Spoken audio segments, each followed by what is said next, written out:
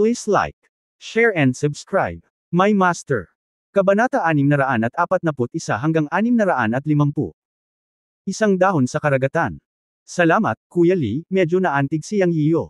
Kahit na matagal na niyang hindi kilala si Lee Jiao, magandang intensyon niya na paalalahanan siya. Pagkatapos magpaalam, si Yang Yiyo at ang munting monghe ay lumabas ng City Lord's Mansion. Ibinigay ni Yang Yiyo ang formation token para pumasok sa looban sa maliit na monghe at sinabihan siyang bumalik at umatras kasama si Brother Zug at huwag lumabas maliban kung kinakailangan. Pupunta siya sa Luofu Mountain upang hanapin si Daor. Alam ng maliit na monghe ang tungkol kay Daor, at alam niya na ang paglalakbay na ito ay magiging mapanganib, ngunit ang maliit na monghe ay walang kapangyarihan at ang kanyang sariling paglilinang ay masyadong mahina. Kahit tumulong siya, hindi niya matutulungan si Yang Yiyo. Boss, kailangan mong bumalik ng buhay. Hihintayin ka namin sa Sanshio City. Namumula ang mga mata ng munting monghe. Huwag kang mag-alala. Ako ngayon ay kahit isang mid-stage na Jindan cultivator, at may kapangyarihan akong protektahan ang aking sarili. Huwag kalimutang magtanong tungkol sa kinaroroonan ng iba habang nagsasanay ka. Okay. Bumalik na tayo sa looban, tara na. Tumalikod si Yang Yiyo at umalis. Siya at si Qin Lao at iba pa ay sumang-ayon na sumakay sa lumilipad na bangka ng Cheney Chamber of Commerce sa Luofu Mountain ng magkasama. Sikat na sikat ang Cheney Chamber of Commerce sa Sanshio City. Bagamat hindi pa nakapunta roon si Yang Yiyo, malalaman niya ito sa pamamagitan ng pagtatanong sa sinuman. Ang pinakakahanga-hanga at napakarilag na Cheney Building sa Sanshio City ay kung saan matatagpuan ang Cheney Chamber of Commerce. Ang siyam na palapag na Cheney Building ay makikita mula sa daan-daang metro ang layo. Ang bawat palapag ng gusali ay nasa hugis ng isang dahon na may 3 puntos, na nahahati sa siyam na palapag. Ito ay napaka-shockang at kahanga-hanga. Kung ito ay ilalagay sa Earth, naisip ni Yang Yiyo na ang Cheney Building ay tiyak na mananalo ng isang International Architecture Award. Pagdating niya sa harap ng Cheney Building, nakita ni Yang Yiyo ang maraming tao na naghihintay, at nandoon din si Lao Qin at ang iba pa. Matapos makita si Yang Yiyo, sumigaw si Lao Qin, Panginoon ng lungsod Yang, halika na, hinihintay ka naming umakyat. Nagmamadaling lumapit si Yang Yiyo. Pagkatapos ng ilang magalang na tanong, nalaman nilang ang lumilipad na bangka ng Cheney Chamber of Commerce ay nasa ika-9 na palapag ng Cheney Building. Kung gusto mong kunin, kailangan mong dumiretso sa ika-9 na palapag. Natakot sila na hindi ito mahanap ni Yang Yiyo at maghintay muli. Pagkatapos magpasalamat sinundan niya sila sa Cheney Building. Ang buong Cheney Building ay may 9 na palapag, na may sapat na taas upang tumagos sa kalangitan at sumasakop sa napakalawak na lugar. Pagkatapos pumasok, tinansya ni Yang Yiyo na mayroong hindi bababa sa 7 o 800 metro kwadrado ng espasyo. Ang Cheney Building ay isang kilalang Chamber of Commerce sa mundo ng bundok at dagat. Isa lang itong sangay ng Sanshio City. Sa ganitong kadakilaan, mahirap isipin kung gaano kalaki ang punong tanggapan ng Cheney Chamber of Commerce. Bilang. Pagpasok mo, makikita mo ang nakasisilaw na hanay ng iba't ibang espiritual na gamot sa daan, na nagpapasilaw sa mga tao. Kung hindi ka pupunta sa Luofu Mountain ngayon, gusto talaga ni Yang Yiyo na mamili bago umalis. Matapos ang isang mabilis na pagtingin, umakyat ang grupo sa ikalawang palapag. Ang ikalawang palapag ay napuno ng lahat ng uri ng mga materyales sa pagdadalisay, mula sa kakaibang mga bato at kahoy hanggang sa mga buto ng halimaw, at iba pa. Ang ikatlong palapag ay napuno ng lahat ng uri ng tapos na espiritual na mga sandata at baluti, at iba pa. Ang ika-4 na palapag ay puno ng mga elixir at halimaw na tabletas, at iba pa. Ang ika-5 palapag ay napuno ng lahat ng uri ng halimaw na bundok at espiritong hayop, at iba pa. Siyempre, sila ay karaniwang mga batang hayop, at walang paraan upang sanayin ang mga adultong hayop. Ang ika-6 na palapag ay napuno ng lahat ng uri ng martial arts books, at iba pa. At mayroon ding iba't ibang mga libro, na medyo mas kaunti.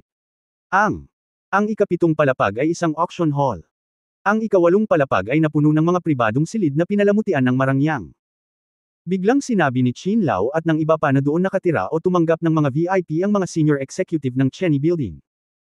Hindi makapasok ang mga ordinaryong tao kaya umakyat na lang sila ng hagdan sa ika-8 palapag. Ang huling palapag ng ika-9 na palapag ay isang hinto para sa pagsakay sa Cheney Building na lumilipad na bangka.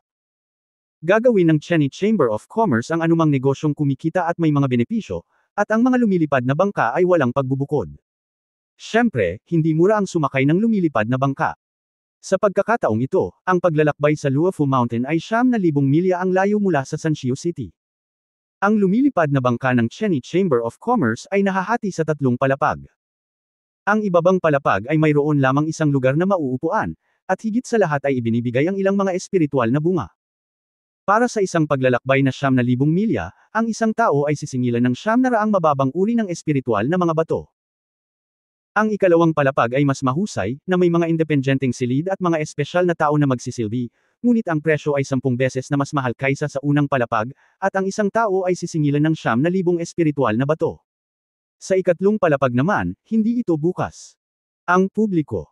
Sa mga mata ni Yang Yiyo, ito ay tulad ng pagsakay sa eroplano sa sekular na mundo, eksaktong pareho. Pagkarating ng grupo sa bulwagan ng ika-9 na palapag, kailangan muna nilang bilhin ang Jade Talisman para sa pagsakay sa lumilipad na bangka, na katumbas ng tiket sa eroplano. Pagdating nila, mahigit 300 tao na ang naghihintay sa buong bulwagan ng ika-9 na palapag. Lahat sila ay mga cultivator na pupunta sa Luofu Mountain. Karamihan sa kanila ay nasa yugto ng Jindan. Mayroon ding ilang tao na hindi maramdaman ni Yang Yiyo ang aura. Dapat silang maging mga Panginoon na pumipigil sa kanilang paglilinang. Walang kakulangan sa espiritual na mga bato si Yang Yiyo, at gusto niya ang katahimikan, kaya bibili siya ng hiwalay na silid sa ikalawang palapag ng lumilipad na bangka. Hindi ba't 9,000 espiritual na bato? Mabibili niya ito kahit 70,000. Sa sandaling ito, biglang nagkaroon ng kaguluhan sa bulwagan, at may nagsabi, narito sila. Ito ay si Master Yaning, ang master ng pagpino ng armas ng Cheney Chamber of Commerce. Sinasabing ang lumilipad na bangka ng Cheney Chamber of Commerce ay ginawa mismo ni Master Yaning. Oo, si Master Yaning ay isa ring master ng Nascent Soul Realm. Siya ang pinakamagaling sa pagpino ng mga flying magic tools sa Cheney Chamber of Commerce, at ang Unleaf Across the Ocean, ay ang pinakamagaling na gawain ni Master Yaning. Ito ay usap-usapan na ang lumilipad na bangka na Unleaf Across the Ocean, ay ginawa ni Master Yaning pagkatapos niyang matamo ang kaliwanagan sa pamamagitan ng pagmamasid sa mga dahon ng puno ng Phoenix sa Panglay Ferry Island sa gitna ng dagat. Kaya naman pinangalan ng Unleaf Across the Ocean. Hindi yun ang punto. Ang punto ay ang lumilipad na bangka na Unleaf Across the Ocean, ay maaaring lumipad ng 5,000 milya araw at gabi, na nangangahulugang maaabot natin ang Luofu Mountain, na 9,000 milya ang layo, sa loob ng 2 araw. Aabutin ng 9 na araw para sa isang master ng Nascent Soul Realm na lumipad doon ng mag-isa. Kaya kahit medyo mas mahal na sumakay sa lumilipad na bangka ng Cheney Chamber of Commerce, sulit pa rin. At least ligtas. Hanggat hindi ka makakasagap sa isang grupo ng mga halimaw sa huling yugto ng Jindan, ligtas ka sa kalangitan. Ngunit iba ito sa lupa. Hindi ko alam kung ilang halimaw ang makakasalubong mo sa layong 9,000 milya. Nagsimulang mag-usap ang mga tao sa hall. Naunawaan din ni Yang Yiyo na ang lumilipad na bangka ng Cheney Chamber of Commerce ay may napakagandang pangalan One Leaf Piaoyang Guhay. Ang pandak at matabang matandang pumasok mula sa pinto ay ang Master Refiner na gumawa ng lumilipad na bangka na One Leaf Piaoyang Guhay. Hindi niya maiwasang mapatingin. Ayon sa talakayan ng mga tao sa bulwagan, ang pandak at matabang matandang ito na nagngangalang Yaning ay isang master ng Nascent Soul Realm at isang master ng pagpipino. Alam ni Yang Yiyan na sa mundo ng paglilinang, ang parehong mga dalubhasa sa pagpino at alchemist ay may napakarangal na katayuan. Ngunit sa oras na ito, magalang na sinusundan ni Yaning ang isang babaeng nakasuot ng sombrero at belo. Sa likod nilang dalawa, may 3 lalaki at 3 babae na nakasuot ng masikip na damit. Halatang katulong sila. Bawat isa sa kanila ay may huli na paglilinang ng Jindan. Tila lahat sila ay pinangungunahan ng isang babaeng nakasuot ng sombrero at isang maapoy na pulang damit. Walang alinlangan na dapat siyang maging senior executive ng Cheney Merchants. Sa isang tiyak na sandali, hindi ko alam kung ito ay isang ilusyon, ngunit naramdaman ni Yang Yiyan na ang babae ay tumingin sa kanya. Pagkatapos ay nakita niya si Master Yaning na dumating sa platform sa gilid ng ika-9 na palapag, iniunat ang kanyang kamay, at sa sumunod na sandali ay isang pulang ilaw ang kumislap sa kanyang kamay, at ang lahat ay nakakita ng isang scoop ng mga dahon na lumitaw sa palad ni Yaning. Tiningnan din ito ni Yang Yiyan nang may pagtataka. Pagkatapos ng masusing pagtingin, nalaman niyang ang dahon sa palad ni Yaning ay hindi manipis na piraso, ngunit 3 patong ng maliliit na dahon ang nakasalansan sa ibabaw ng nagniningas na pulang dahon. Naisip niya na ito ay dapat na isang lumilipad na bangka na tumulak sa karagatan. Oo nga, nakita niyang gumawa ng hand gesture si Yaning at pagkatapos ay itinapon ang dahon sa kanyang palad sa hangin sa labas ng sahig. Pagkatapos ang maliit na dahon sa kamay ni Yaning ay lumaki sa hangin, at ang ibabaw ay parang nagniningas na apoy. Mabilis itong lumaki sa isang iglap, 1 metro, 10 metro, 100 metro. Hanggang sa huminto ito sa 300 metro. Isang malaking halimaw ang lumitaw sa kalangitan, na sumasakop sa langit at araw. Sa hitsura, mukha talaga itong dahon ng phoenix tree. Mga 30 ang taas nito at may 3 palapag. Ang ikalawa at ikatlong palapag ay mga pavilion. May mga dumadaloy na rune sa ibabaw. Ang lumilipad na bangka ay napakalaki ngunit mayroon ding kakaibang hugis. Mula sa umaagos na rune, malabo na nakikita ni Yang Yian na ang mga rune na ito ay formation defense rune. Ayon sa sinabi ng mga tao sa bulwagan, ang lumilipad na bangka na ito ay kayang tumanggap ng 1,000 tao, ngunit ang buong bulwagan ay maaari lamang tumanggap ng 500 katao, na higit pa sa sapat. Tiningnan ni Yang Yiu ang lumilipad na bangka na may kaunting inggit sa kanyang puso, iniisip kung dapat niyang pag-aralan ang paraan ng pagpino ng mga instrumento kapag may oras siya. Natural na walang kakulangan sa kaalaman sa pagpino ng mga instrumento sa mana ng kanyang amo, ngunit wala siyang panahon para pag-aralan ito, at natatakot siyang hindi siya mag-aral ng mga instrumento sa pagpino dahil nag-aral siya ng alchemy. Pagkatapos ang ilang mga tao na bumili ng Jade Talismans ay nagsimulang sumakay sa lumilipad na bangka isa-isa. Umiling si Yang Yiu at tumalikod para ipagpatuloy ang pagpila para bumili ng Jade Talismans. Kung walang Jade Anteng-Anteng, hindi ka papayagan ng mga tao na sumakay sa lumilipad na bangka. Sa oras na ito, isang babaeng nakasuot ng damit ng Cheney Chamber of Commerce ang lumapit at nagsabi, "Kaibigang Yang, iniimbitahan ka ng aking Young Master sa lumilipad na bangka para makipag-chat. Pwede ko bang itanong kung sino ang Young Master mo?" Hindi pa ako nakakabili ng Jade Talisman, gulat na sabi ni Yang Yiu, iniisip kung ano ang Young Master. Sino ang magiging Young Master ng Cheney Chamber of Commerce? Nakikinig sa mga salita ni Yang Yiu, ngumiti ang babae at nagsabi, "Inimbitahan ka ng aking Young Master sa ikatlong palapag ng lumilipad na bangka. Hindi mo kailangang bilhin ang Jade Talisman. Please go." Natigilan si Yang Yiu. Ang ikatlong palapag ng lumilipad na bangka ay sinasabi lamang na ang pinakamarangya at komportableng lugar sa buong lumilipad na bangka. Hindi ito bukas sa publiko. Ginamit lamang ito ng Cheney Chamber of Commerce para tanggapin ang mga tunay na makapangyarihan. Hindi ko inaasahan na may magyaya sa kanya. Ito ay isang magandang bagay. Kung hindi ka pupunta, sayang ito. Maaari ka ring mag-save ng maraming mga espiritong bato. Kabanata 642 pagkatapos ibenta ka sa akin. Sa akin habang naglalakad siya, iniisip ni Yang Yiu kung sino ang makakakita sa kanya. Young Master. Hindi kaya ang babaeng may sombrerong kawayan. Nang sundan ni Yang Yiu ang babae sa isang lumilipad na bangka na tumulak sa karagatan at dumiretso sa ikatlong palapag, maraming tao ang nagbuntong hininga. Sino ang lalaking iyon? Paano siya makakapunta sa ikatlong palapag ng lumilipad na bangka? Hindi, ang taong iyon ay nasa gitnang yugto lamang ng Golden Core at maaaring pumunta sa ikatlong palapag. Dapat maging mapagpanggap siya sa mga tao ng Cheney Chamber of Commerce o may espesyal na pagkakakilanlan. Hindi mo kilala si Yang Yiu, siya na ngayon ang Deputy City Lord ng Sanxiu City, kaya dapat siyang imbitahan sa ikatlong palapag. So ayon, siya si Yang Yiu. Maraming tao ang nakarinig ng tunay na pangalan ni Yang Yiu, ngunit hindi pa siya nakikita ng personal. Maraming tao ang nakatitig kay Yang Yiu, na may iba't ibang iniisip sa kanilang isipan, at ang kanilang mga mata ay puno ng inggit, selos at puot. Labis na naantig si Yang Yian, ngunit wala siyang pakialam. Inggit man o naiinggit ang mga taong ito, inimbitahan siya ng Cheney Chamber of Commerce sa third floor flying boat, at siya rin ang nominal na Deputy City Lord ng Sanxiu City, at siya rin ay isang taong mababa ang katayuan. Sa ikatlong palapag ng lumilipad na bangka na, One Leaf Piaoyang Across the Sea, ay isang loft na may mga inukit na beam at pininturahan ng mga haligi, na napakaganda at maganda, at binabantayan ng mga porma sayon. Kasama ang babaeng namuno kay Yang Yian, may 6 na tao sa huling yugto ng Jindan na nagbabantay sa ikatlong palapag. Pagdating nila sa pintuan, magalang na sinabi ng babae, "Narito si Young Master Yang Daoyo. Papasukin mo siya." Isang mahinang boses ng babae ang nagmula sa loft. Ngunit medyo pamilyar si Yang Yian, ngunit hindi niya matandaan kung sino ito saglit. Sinenyasan ng babae si Yang Yian na itulak ang pinto, at siya mismo ang nagbabantay sa pinto. Hindi magalang si Yang Yian, at agad na itinulak ang pinto. Kahit sino man iyon, wala siyang nararamdamang mali siya. Sa sandaling binuksan niya ang pinto, natigilan si Yang Yian. Ito ay talagang isang kakilala. May nakita akong 2 tao na nakaupo sa may loft na naglalaro ng chess, isang matanda at isang bata. Ang matandang lalaki ay ang master ng armas na si Yening, at ang babae ay talagang si Ye Wuxian.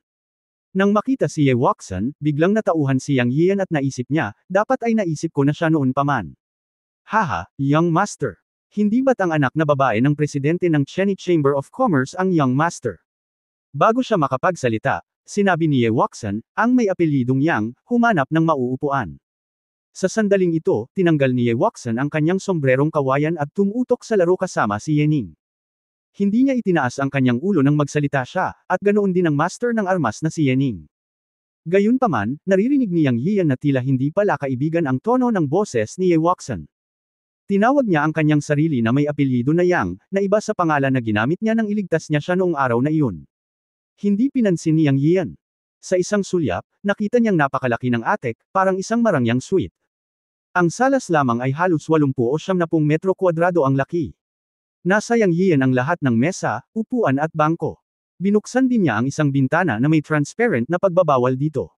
Dapat itong maging isang pagbabawal upang maiwasan ang hangin na pumasok, upang makita niya ang tanawin sa labas. Dahil tinanong siya ni Ye Wuxian na humanap ng mauupuan, hindi siya magalang. Naglakad siya sa isang sulok ng bulwagan at naupo sa malambot na sopa na natatakpan ng makapal na balahibo ng halimaw sa tabi ng bintana. Pinulot niya ang espiritual na prutas sa malambot na mesa at inutusan ang espiritual na alak na kumain at uminom ng hindi man lang magalang. Ang espiritual na prutas at espiritual na alak na maaaring ilagay sa silid ni Ye Wuxian, isang binibini, ay dapat na mabuti. Hindi interesado si Yang Yian na panuurin ang laro sa pagitan ni Ye Wuxian at Yening. Sa isip niya, ang pagkain at pag-inom ay ang makaharing paraan. Wala siyang nagustuhan nang dumating siya sa Mountain and Sea Realm, ngunit mayroon siyang espesyal na pagkagusto sa iba't ibang espiritual na prutas at espiritual na alak sa Mountain and Sea Realm. Mayroong maraming mga uri at kumpletong mga estilo, at mayroong espiritual na enerhiya na nakatago sa kanila. Bagamat ang mga espiritual na prutas na ito ay hindi maihahambing sa mga espiritual na may lakotan sa kanyang Qiankun pot, ang mga ito ay mas mataas sa grado kaysa sa pulang mabangong prutas. Kumain ng isa si Yang at nag-iwan ng core ng prutas, at pagkatapos ay itinapon ito sa Qiankun pot upang itanim ito. Naisipan niyang itanim ito at umuwi para matikman ito mamaya ng ilang babae, lola at ate. Sa layunin ng paglilinang ng mga espiritual na puno at espiritual na prutas, binuksan ni Yang Yiu ang kanyang tiyan at kumain ng higit sa 10 uri ng espiritual na prutas at higit sa 10 prutas na plato ng hindi namamalayan. Siyempre, natapos din niya ang isang malaking garapon ng pinakamagandang espiritual na alak. Pagkatapos ng isang malaking dumighay, nakaramdam siyang ng komportable. Sa oras na ito, narinig mula sa kabilang panig ang tinig ng tagapagdalisay ng armas na si Yening, Miss, ang iyong mga kasanayan sa chess ay lalong gumaganda. Hindi ako kasing galing mo. Iyon lang. Hindi na ako maglalaro. Sisimulan ko ang lumilipad na bangka at sa tingin ko halos lahat ay sasakay. Tito Ye, pinapaalis mo na ako. Alam ko ang sarili kong kakayahan sa chess, ngunit malayo pa rin ako dito. Haha, pilyong sabi ni Ye Wuxian. Mabuti ay mabuti. Ako, isang matandang lalaki, ay hindi kailanman nagsisinungaling. Hahaha, let's go, tumayo ang tagapaglinis ng armas habang nagsasalita. Bago umalis, sinulyapan niya si Yang Yiu, bahagyang tumango, ngumiti, sinulyapan ang dosenang mga plato ng prutas na walang laman sa mesa, at ngumiti ng higit pa. Tapos lumabas na siya ng kwarto. Namula ang matandang mukha ni Yang Yiu. Noon lang niya napagtanto na kinain niya ang mga espiritual na bunga ni Ye Wuxian. Tio Ye, pinanood ni Ye Wuxian si Yening na umalis, pagkatapos ay tumalikod at tinitigan si Yang Yiu, at pagkatapos ay sinabi, masarap ba ang mga espiritual na prutas na ito? Walang malay na sinagot si Yang Yiu, masarap. Nasiyahan ka ba? Nakangiting tanong ni Ye Wuxian. Hindi komportable si Yang Yiu sa nakakatakot na ngiti ni Ye Wuxian, at awkward na sinabi na may kibot sa gilid ng kanyang bibig, sobrang, satisfied, hindi, seryoso ba ito? Hindi lamang ako kumain ng ilan sa iyong espiritual na mga bunga, ngunit ganoon din ang tingin mo sa akin. Nakangiting sabi ni Ye Wuxian, kaunti lang. Mga bungang espiritual. Mahaba ang boses ni Ye Wuxian, at nagpatuloy siya, dakilang Panginoong lungsod Yang, Yang Master Yang, bibilangan kita, isang kabuoang 18 plato ng mga espiritual na prutas, kasama ang isang garapon ng 30 kilo ng lumang alak, na lahat ay ininom mo, iyon lang ba ang sinabi mo? Gayun din, alam mo ba na ang mga espiritual na prutas na ito ay kinokolekta ng ating Cheney Chamber of Commerce mula sa buong mundo ng bundok at dagat? 3 sa kanila ay mula sa Great Wilderness Territory kung saan laganap ang mga halimaw. Sila ay napakabihirang. Masasabing ang isang espiritual na kamalayan ay nagkakahalaga ng 10,000 libo. Ang 3 lamina ay hindi bababa sa 30 na 300,000 espiritual na bato. Meron 2 plato din mula sa mga desyerto na isla sa teritoryo ng dagat. Ang isa ay nagkakahalaga ng hindi bababa sa 50,000 espiritual na mga bato. Wala ring kwenta kung isusubasta. Hindi marami sa 2 laminang ito, ngunit mayroong 10 na 500,000 espiritual na bato. May iba pa, na pawang mga kayamanan mula sa buong mundo ng bundok at dagat. Ito ay binago sa 1,000,000 espiritual na bato. Magdagdag ng hanggang 1.8 milyong espiritual na bato. Ay, oo, mayroon ding banga ng Great Wilderness Spiritual Sculpture na may edad na 30 taon. Ito ay nagkakahalaga ng 300,000 o 400,000 sa labas. Bilangin ito bilang 200,000, at bumubuo ng kabuuang 2 milyong espiritual na bato. City Lord Yang, sa tingin mo ba ay hindi pa rin ito sapat ngayon? Nagpatuloy si Ye Wuxian na tumingin kay Yang Yiyo na may masamang ngiti. Pawis na pawis si Yang Yiyan habang nakikinig sa mga salita ni Ye Wuxian. Patuloy niyang nilunok ang kanyang laway at sinabi kay Ye Wuxian na nakaawang ang bibig, "Well, Fairy Wuxian, hindi ka hihingi sa akin ng pera, di ba? Ako ang iyong imbitadong panauhin. Ito ay ilang mga plato lamang ng mga espiritual na prutas at isang garapon ng espiritual na alak. Kailangan mo bang gawin itong nakakatakot? 2 milyong espiritual na bato, hindi mga bungang engkanto." Hehe, ngumisi si Ye Wuxian, pagkatapos ay nagsabi, "Totoo na pinagamot kita, ngunit hindi kita tinatrato ng pagkain. Dapat mong malaman na ang aking Cheney Chamber of Commerce ay isang negosyo. Ang buong lumilipad na bangka ay ginagamit upang makakuha ng mga espiritong bato. Lahat ng suot ko ay ginagamit para kumita ng mga spirit stone, pero kinain mo ito. Kinain mo ito nang hindi kumukumusta.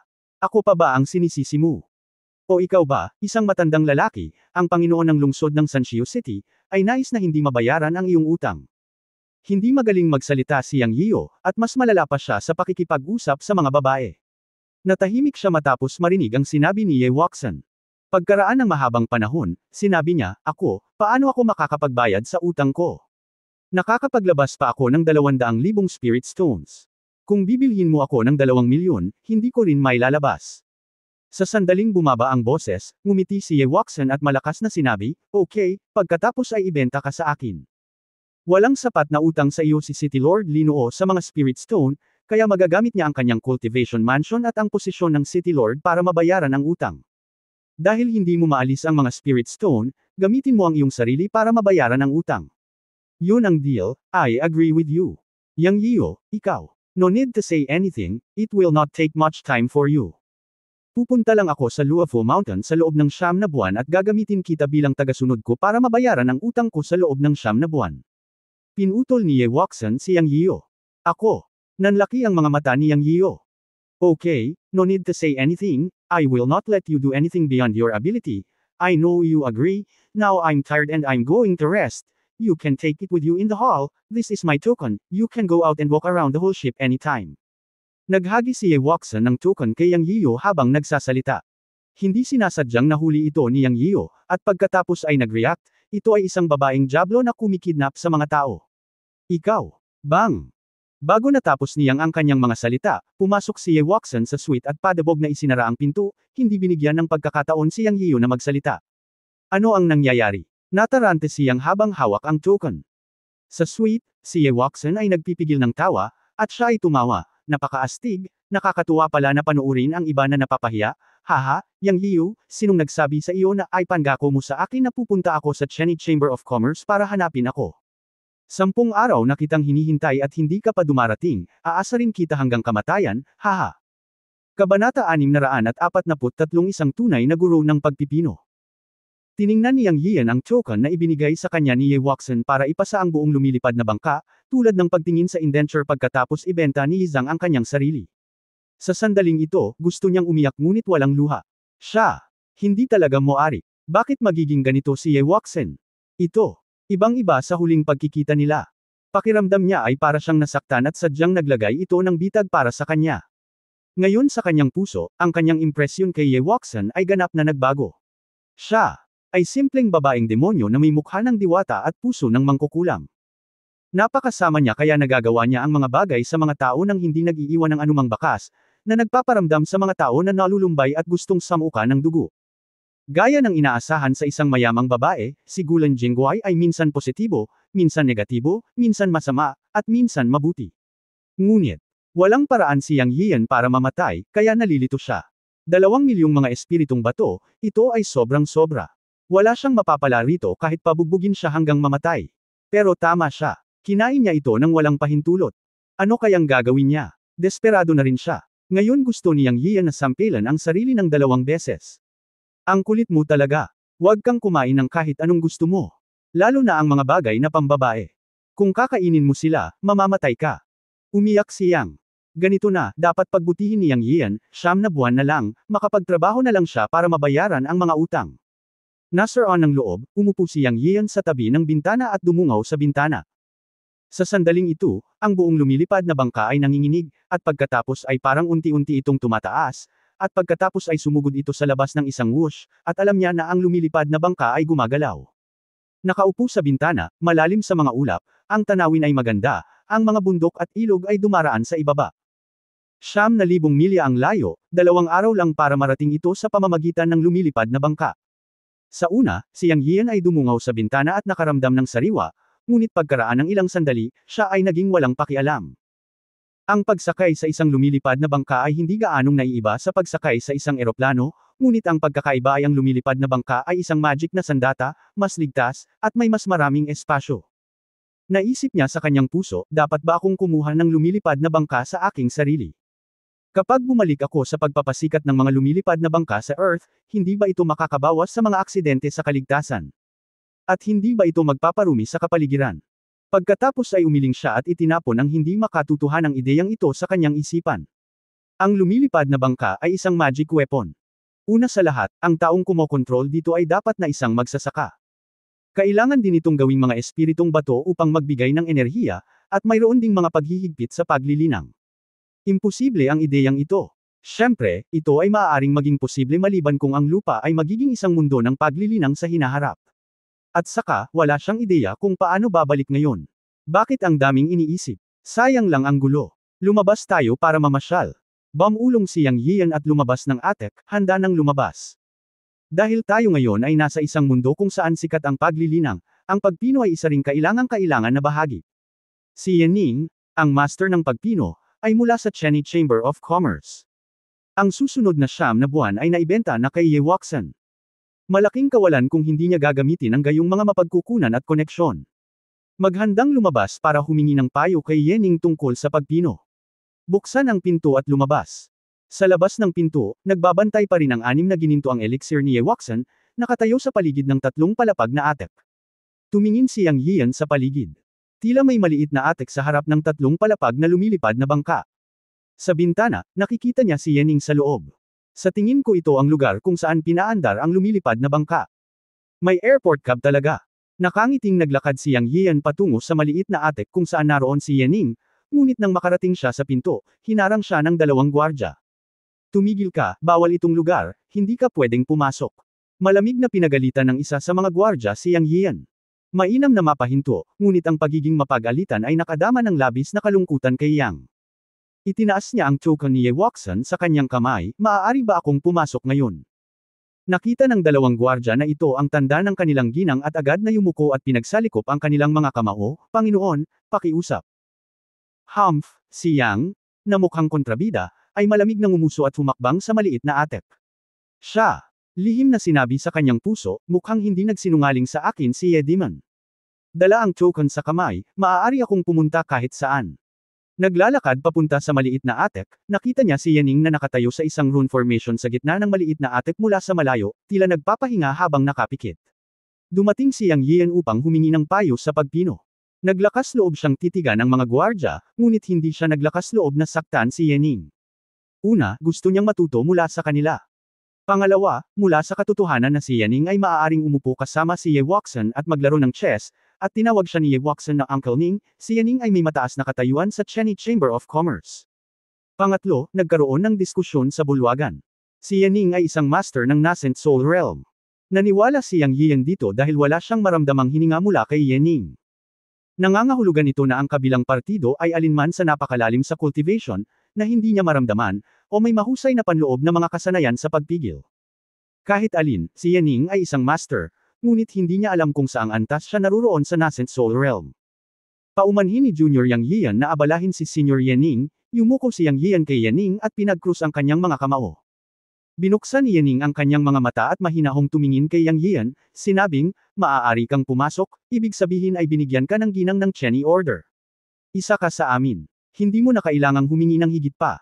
Mangyaring kumuha ng isang upuan, batang kaibigan na si Yang. Habang nagsasalita, tumayo si Yening at sinenyasan si Yang Yian na maupo. Bagamat maliit na attic na ito, mayroon itong mga mesa, upuan at bangko. Salamat, Senior Ye, hindi magalang si Yang Yian at hiniling si Yening na maupo. Sa oras na ito, ikinaway ni Yening ang kanyang kamay at lumitaw ang 2 tasa ng espiritual na tsaa. Humigop siya sa tasa ng tsaa at nakangiting tumingin kay Yang Yian. Ang kanyang mga mata ay dumaan sa lilang Cheney order sa kamay ni Yang Yian, at siya ay nabigla sa kanyang puso. Wala nang hihigit sa isang purple na Cheney order sa buong Cheney Chamber of Commerce. Ito ang pinakamataas na antas ng token. Maging siya ay mayroon lamang isang gintong token sa kanyang kamay. Mayroong 5 antas ng Cheney order, mula sa bakal, tansu, jade, ginto, at lila, sa pagkakasunod-sunod. Iron ang pinakamababa, at purple ang pinakamataas, na makukuha lamang ng mga pinakadirektang inapo ng Ye family ng Cheney Chamber of Commerce. Ang Cheney Order of the Chamber of Commerce ay hindi lamang ginagamit para sa papel ng mga clone, ngunit maaari ding gamitin upang makakuha ng tiyak na dami ng mga espiritual na bato, natural na materyales at kayamanan sa mga sanga sa buong Mountain at Sea Realm. Bilang. Para sa Purple na Cheney Order, maaari itong gamitin upang makakuha ng tulong sa anumang Cheney Chamber of Commerce Summit, hanggat hindi ito kasama ang ipinagbabawal na bodega ng Chamber of Commerce. Kahit ano pwedeng hilingin.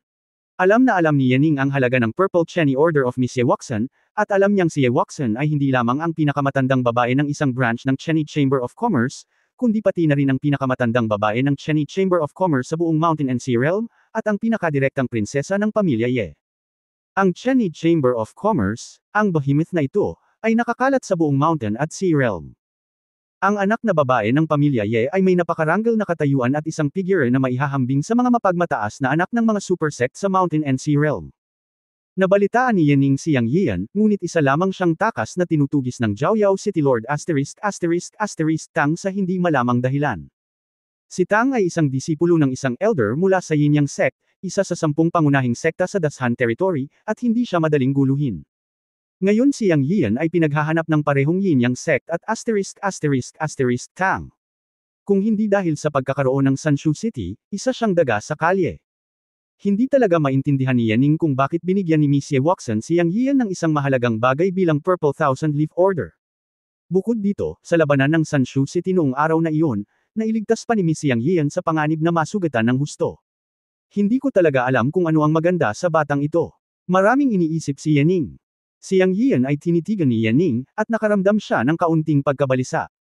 Hindi niya maiwasang magtanong, Senior Ye, ikaw. Si Yening ay pinutol ni Yang Yian, at bumalik sa kanyang katinoan, tumatawa at sinabing, okay lang, nakita kong may naalala si Yang Xiaoyu. Nga pala, Yang Xiaoyu, may itatanong ka ba sa akin? Sa totoo lang, narinig ko na si Senior Ye ay isang dalubhasa sa pagpino. Nandito ako para humingi ng payo sa pagpino. Sana mabigyan mo ako ng malawak na pangitain. Sinabi ni Yang Yian na may taos-pusong tingin na humihingi ng payo. Sa katunayan, dumating siya upang i-verify ang mga klasikong pagpino na ipinasa ng master. Sa isip niya, hindi maisip ni Yening kung bakit pinahahalagahan ni Miss Ye Wuxian si Yang Yian, ngunit dahil ibinigay ng ginang ang Purple Cheney Order kay Yang Yian, gusto niyang magkaroon ng relasyon kay Yang Yian kahit na hindi niya ito maisip. Natawa siya at sinabing, madali lang sabihin. Ang tao ay walang katapusan, kaya maaari tayong makipag-usap sa isa't isa. Pagkatapos ay nagsimulang talakayin ng dalawa ang tao na may mga tanong at sagot. Sa simula, nakipag-usap si Yening kay Yang Yian na may mentalidad na umiiwas o nakikipag-chat lang. Nagtanong si Yang Yian tungkol sa mga bahagi ng mga aklat sa paggawa ng armas na ipinasa sa kanyang isipan ng kanyang amo na hindi niya naiintindihan. Pagkatapos magpaliwanag ni Yening, madalas siyang nakakakuha ng mga hinuha mula sa isang bagay at nagtatanong pa. Ngunit unti-unting huminto ang tingin ni Yening sa kanya at naging seryoso. Pagkatapos magtanong sa kanya ni Yang Yian, sumagot siya, at pagkatapos ay mag-aanalisa at magtatanong si Yang Yian sa kanyang sarili, ngunit sa tuwing susuriin niya ang isang tanong, nabigla si Yening. Sa simula, naisip niya na si Yang Yian ay isang henyo sa paggawa ng armas at mahal niya ang kanyang talento. Nang maglaon, binigyan ni Yang Yian si Yening ng pakiramdam na si Yang Yian ay isang tunay na master sa paggawa ng armas. Sa tuwing magtatanong si Yang Yian na kumukuha ng mga hinuha mula sa isang bagay, nabubuksan ang isip ni Yening.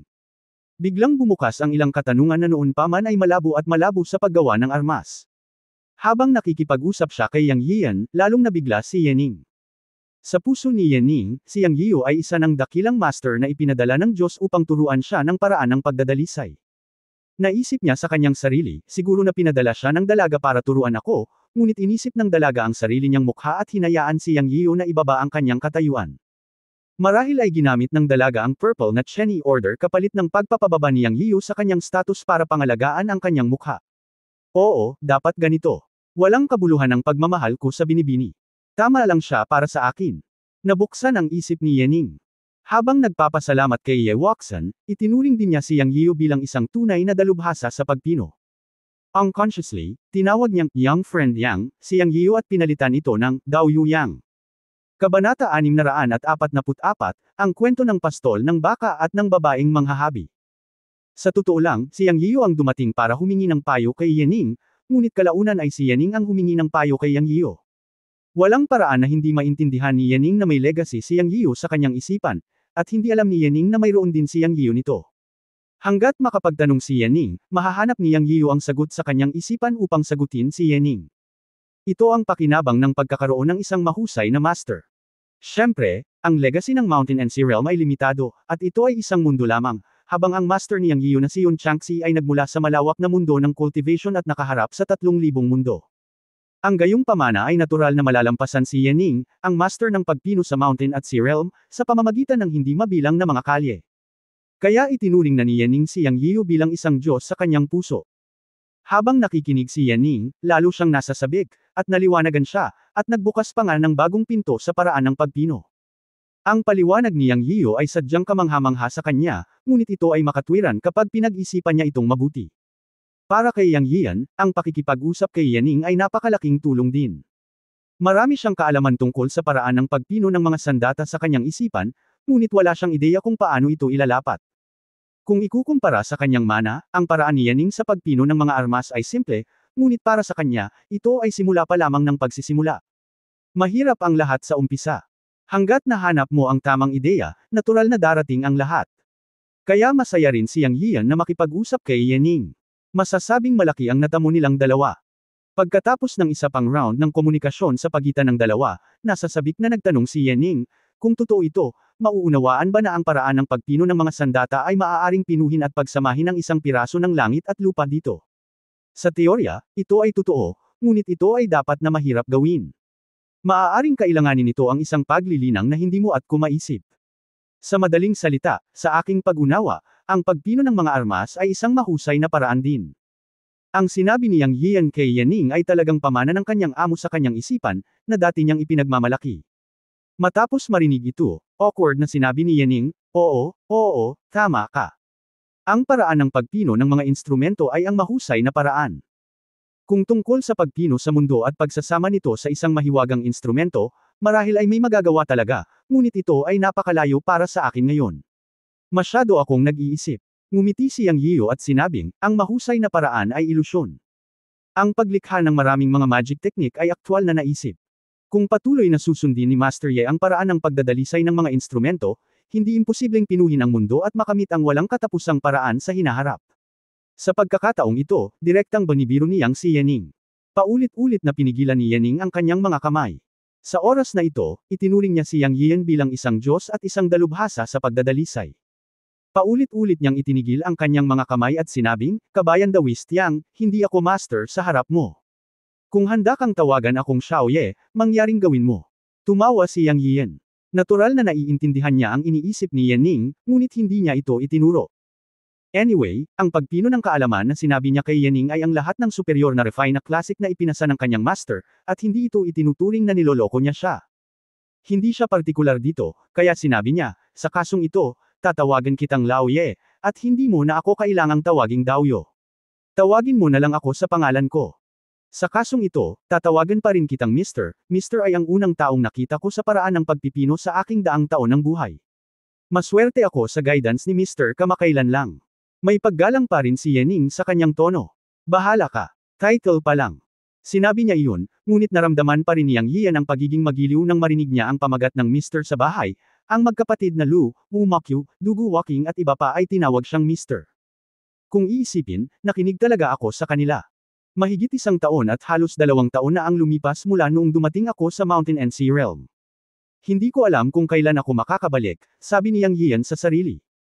Sa oras na ito, sa labas ng maliit na attic, Isang tinig na nagbabantay ang tumunog, "Young Master Yang, pinapatawag ka ng aking ginang." Bueno, iniisip pa rin ni Yang Yian na subukang pinuhin ang sandata kay Yaning, at ngayon ay tinawag siya ng babaeng Diablo. Pagkatapos ay lumabas si Yang Yian sa maliit na atek ni Yaning. Kailangang panoorin ni Yaning ang lumilipad na bangka anumang oras. Sa katunayan, hindi na kailangang panoorin ito sa lahat ng oras. Ayon kay Yaning, ang lumilipad na bangka ay maaaring maglakbay ng libu-libong milya gamit ang siyam na medium-grade na Spirit Stone. Kailangan lang niyang maunawaan ang direksyon. Ito ay napakamaginhawa upang gawin ito, at ito ay ganap na ginawa sa pamamagitan ng pag-iisip. Pagdating niya sa attic hall ni Ye Waxan, nakita siya ni Yang Yian na tamad na nakahiga sa malambot na sopa. Matapos makita si Yang Yian, ngumiti siya at sinabing, "Gumawa ka ng tsaa para sa babaeng ito." Galit na galit si Yang Yian, "Ikaw. Ano ka ba, simula ngayon, babae ka na, gagawin mo lahat ng ipagawa ko sa'yo." Pagmamalaki ni Ye Waxan. Nang marinig ang mga salita ni Ye Waxan na, lalaki ng babaeng ito, nakaramdam ng kakaiba si Yang Yiu. Ngunit tumayo siya at sinabing, "Hindi, at kahit na ako ang iyong tagasunod, mananagot lang ako para sa iyong kaligtasan. Hindi kita bibigyan ng tsaa o tubig. Makakahanap ka ng maid para pagsilbihan ka. Nako, matapang ka. Gusto mong protektahan ang kaligtasan ko." Naabot na ng babaeng ito ang rurok ng Golden Core Great Perfection. "Kailangan kita, na isang Golden Core Initial." Oy, hindi tama iyan. Malinaw na nasa Golden Core Initial Stage ka ilang araw na ang nakalipas. Bakit nasa Golden Core Middle Stage ka na pagkatapos ng 10 araw na hindi kita nakita? Nag-aalala lang si Ye Waxan kung paano laruin si Yang Yiu noon, at hindi niya pinansin ang kanyang cultivation. Ngayon ay nakita niya na si Yang Yiu ay nasa Golden Core Middle Stage na, at medyo nagulat siya. Sa Golden Core Stage, kahit na ito ay isang maliit na pagpapabuti ng realm, ang mga henyo ay mangangailangan ng hindi bababa sa kalahating taon. Ang mga taong may karaniwang mga kwalifikasyon ay maaaring hindi makapag-improve ng isang antas sa loob ng ilang taon o kahit na mga dekada. Gayunpaman, naabot na ni Yang Yiu ang Golden Core Middle Stage pagkatapos ng 10 araw na hindi siya nakita. Napangiti si Yang Yiu, "Kuya, ano ang henyo sa gitnang yugto ng Golden Core? Anong kakaiba dun? Kahit na naabot mo na ang Great Perfection of the Golden Core, ang lakas ko ay maaaring hindi mas mahina kaysa sa iyo. Sabi mo mataba ka at hinihingal ka. Bilasan mo, huwag mong kalimutan na sa susunod na 9 na buwan ay pag-aari mo ang babaeng ito, alipin kita, gagawin mo lahat ng ipag-uutos sa'yo, bakit ang dami mong kalokohan? Kung ayaw mo talagang pumunta, okay lang, maglabas ka ng 2 milyong Spirit Stones at bigyan ka ng kalayaan, hehe," sabi ni Ye Waxan sabay ngiti ng masama. Nabulunan ng galit si Yang Yiu, "Pupunta ako," nawala ang boses, at sa isip niya, sinabi niyang, "Pupunta ako," sa network na wika ng mundo. Sa wakas, ang bayani ay humihingal, at sinabi niya sa kanyang sarili, "Ang isang mabuting tao ay hindi nakikipag-away sa isang babae, titiisin ko ito." Pagkatapos ay pumunta siya para magbuhos ng tsaa para kay Yan Ivy Mo, walang paraan para makapaglabas siya ng 2 milyong Spirit Stone. Napakasaya ni Ye Waxan sa kanyang puso. Susunod, sinimulan niyang pahirapan si Yang Yiu sa lahat ng posibleng paraan, hinihiling kay Yang na gawin ito at iyon. Pagkatapos niyang mapagod, sinabi niya, "Xiao Yanzi, magkwento ka," casual na binigyan ni Xiao Yanzi si Yang Yiu ng palayaw. Ang palayaw na ito ay halos samuka ng dugo kay Yang, ngunit wala siyang magawa tungkol sa sira-sirang Ye Waxan. "Hindi," matigas na sabi ni Yang Yiu. Ngumiti si Ye Waxan at sinabing, "Sabihin mo sa akin, hanggat nagkukwento ka na nagpapasaya sa akin, hindi kita pahihirapan, di ba?" Bagamat galit na galit si Yang Yiu, pinag-isipan niya itong mabuti at may katuturan ito. Ang pagkukwento ay makapagpapakalma man lang kay Yan Ivy Mo. Pagkatapos mag-isip, ilang sandali, naisip niya ang kwento ng Cowherd and the Weaver Girl. Angkop na sabihin ito sa isang cultivator, at si Yan Ivy Mo ay halatang isang kusang loob na babae, kaya mas gusto niyang marinig ang ganitong uri ng kwento ng pag-ibig.